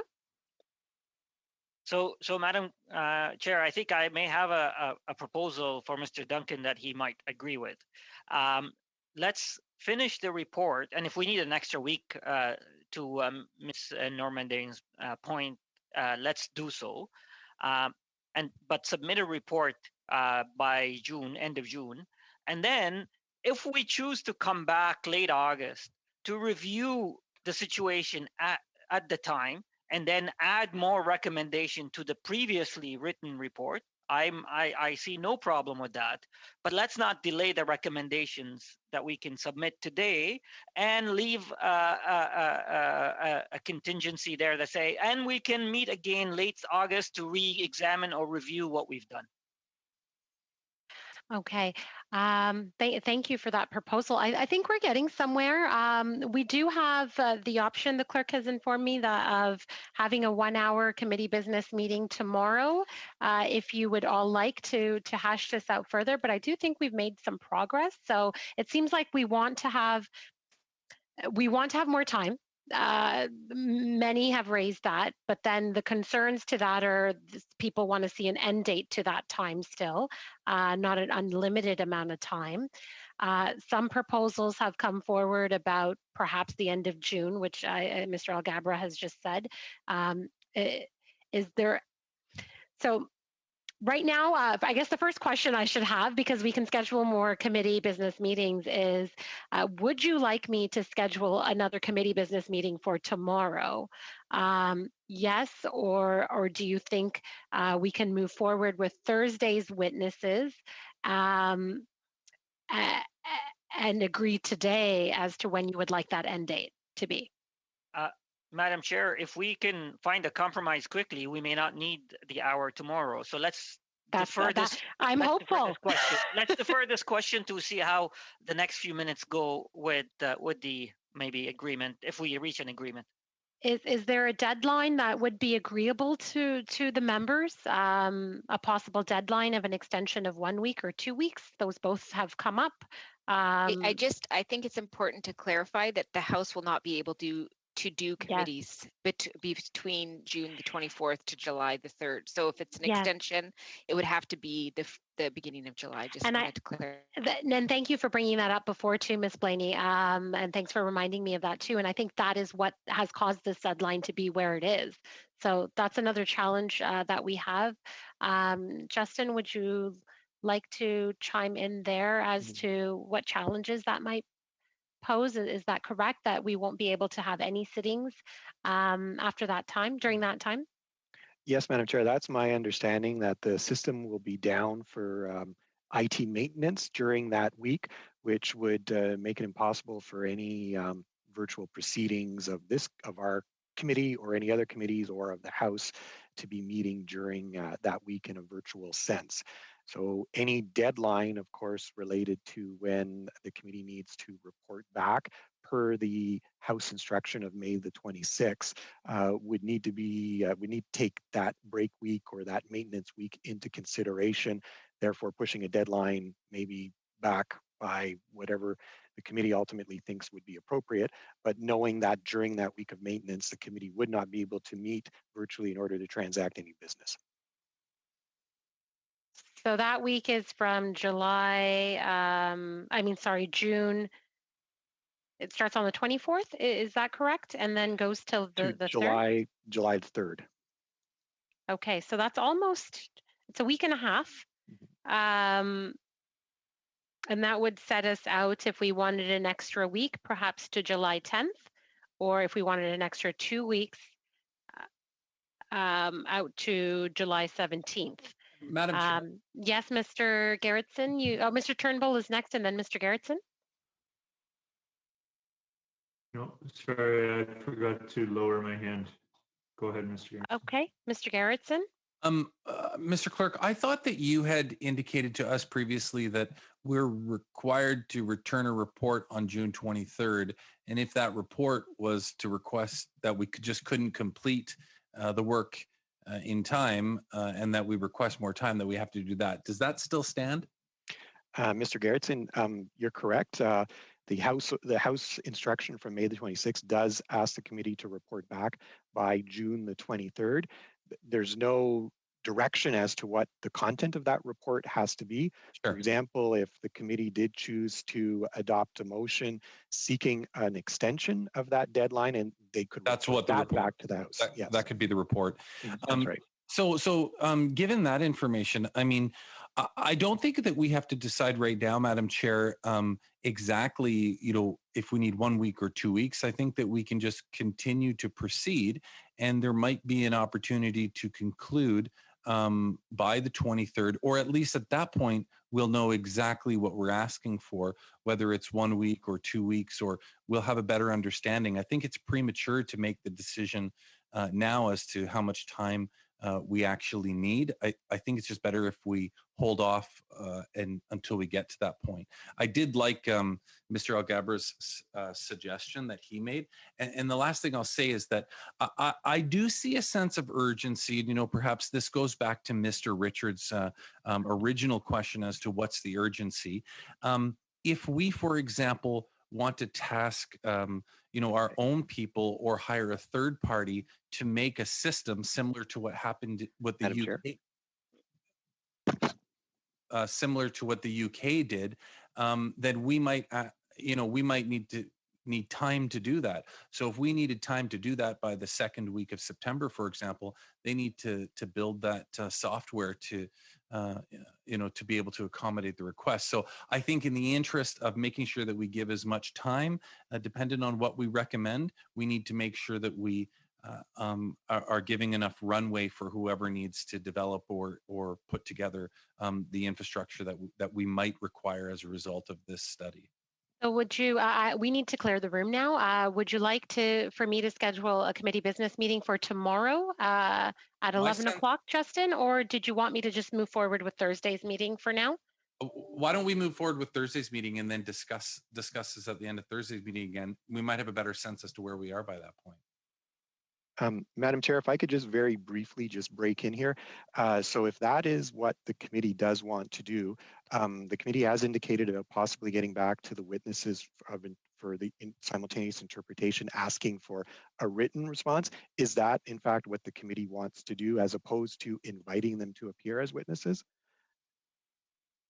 Okay, I'm taking nodding as yes. Yeah. And obviously for international, I know there was some expression of interest for that.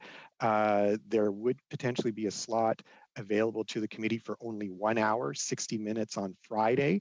And so there would not be the possibility of inviting many people. We would also have to determine if any of the potential witnesses I mentioned earlier are in fact available for Friday for a 1 hour slot. So those witnesses were the President of the European Parliament. There was no response from them. Harriet Harman did indicate she's happy to appear, but there was a conflict in the Spain Parliament. There was a conflict, so they both would like to appear. So really, we're looking at two witnesses at this point that have said yes. And then Charles Walker, the chair of the administration committee. Yeah. Yes, Charles Walker. We can inquire to see if they are available, and if any of them are, we could organize a meeting. If none of them are, there would be no real point in having a meeting. Okay. So to me, it seems like we have, for now, some agreement to just move forward with Thursday's meeting.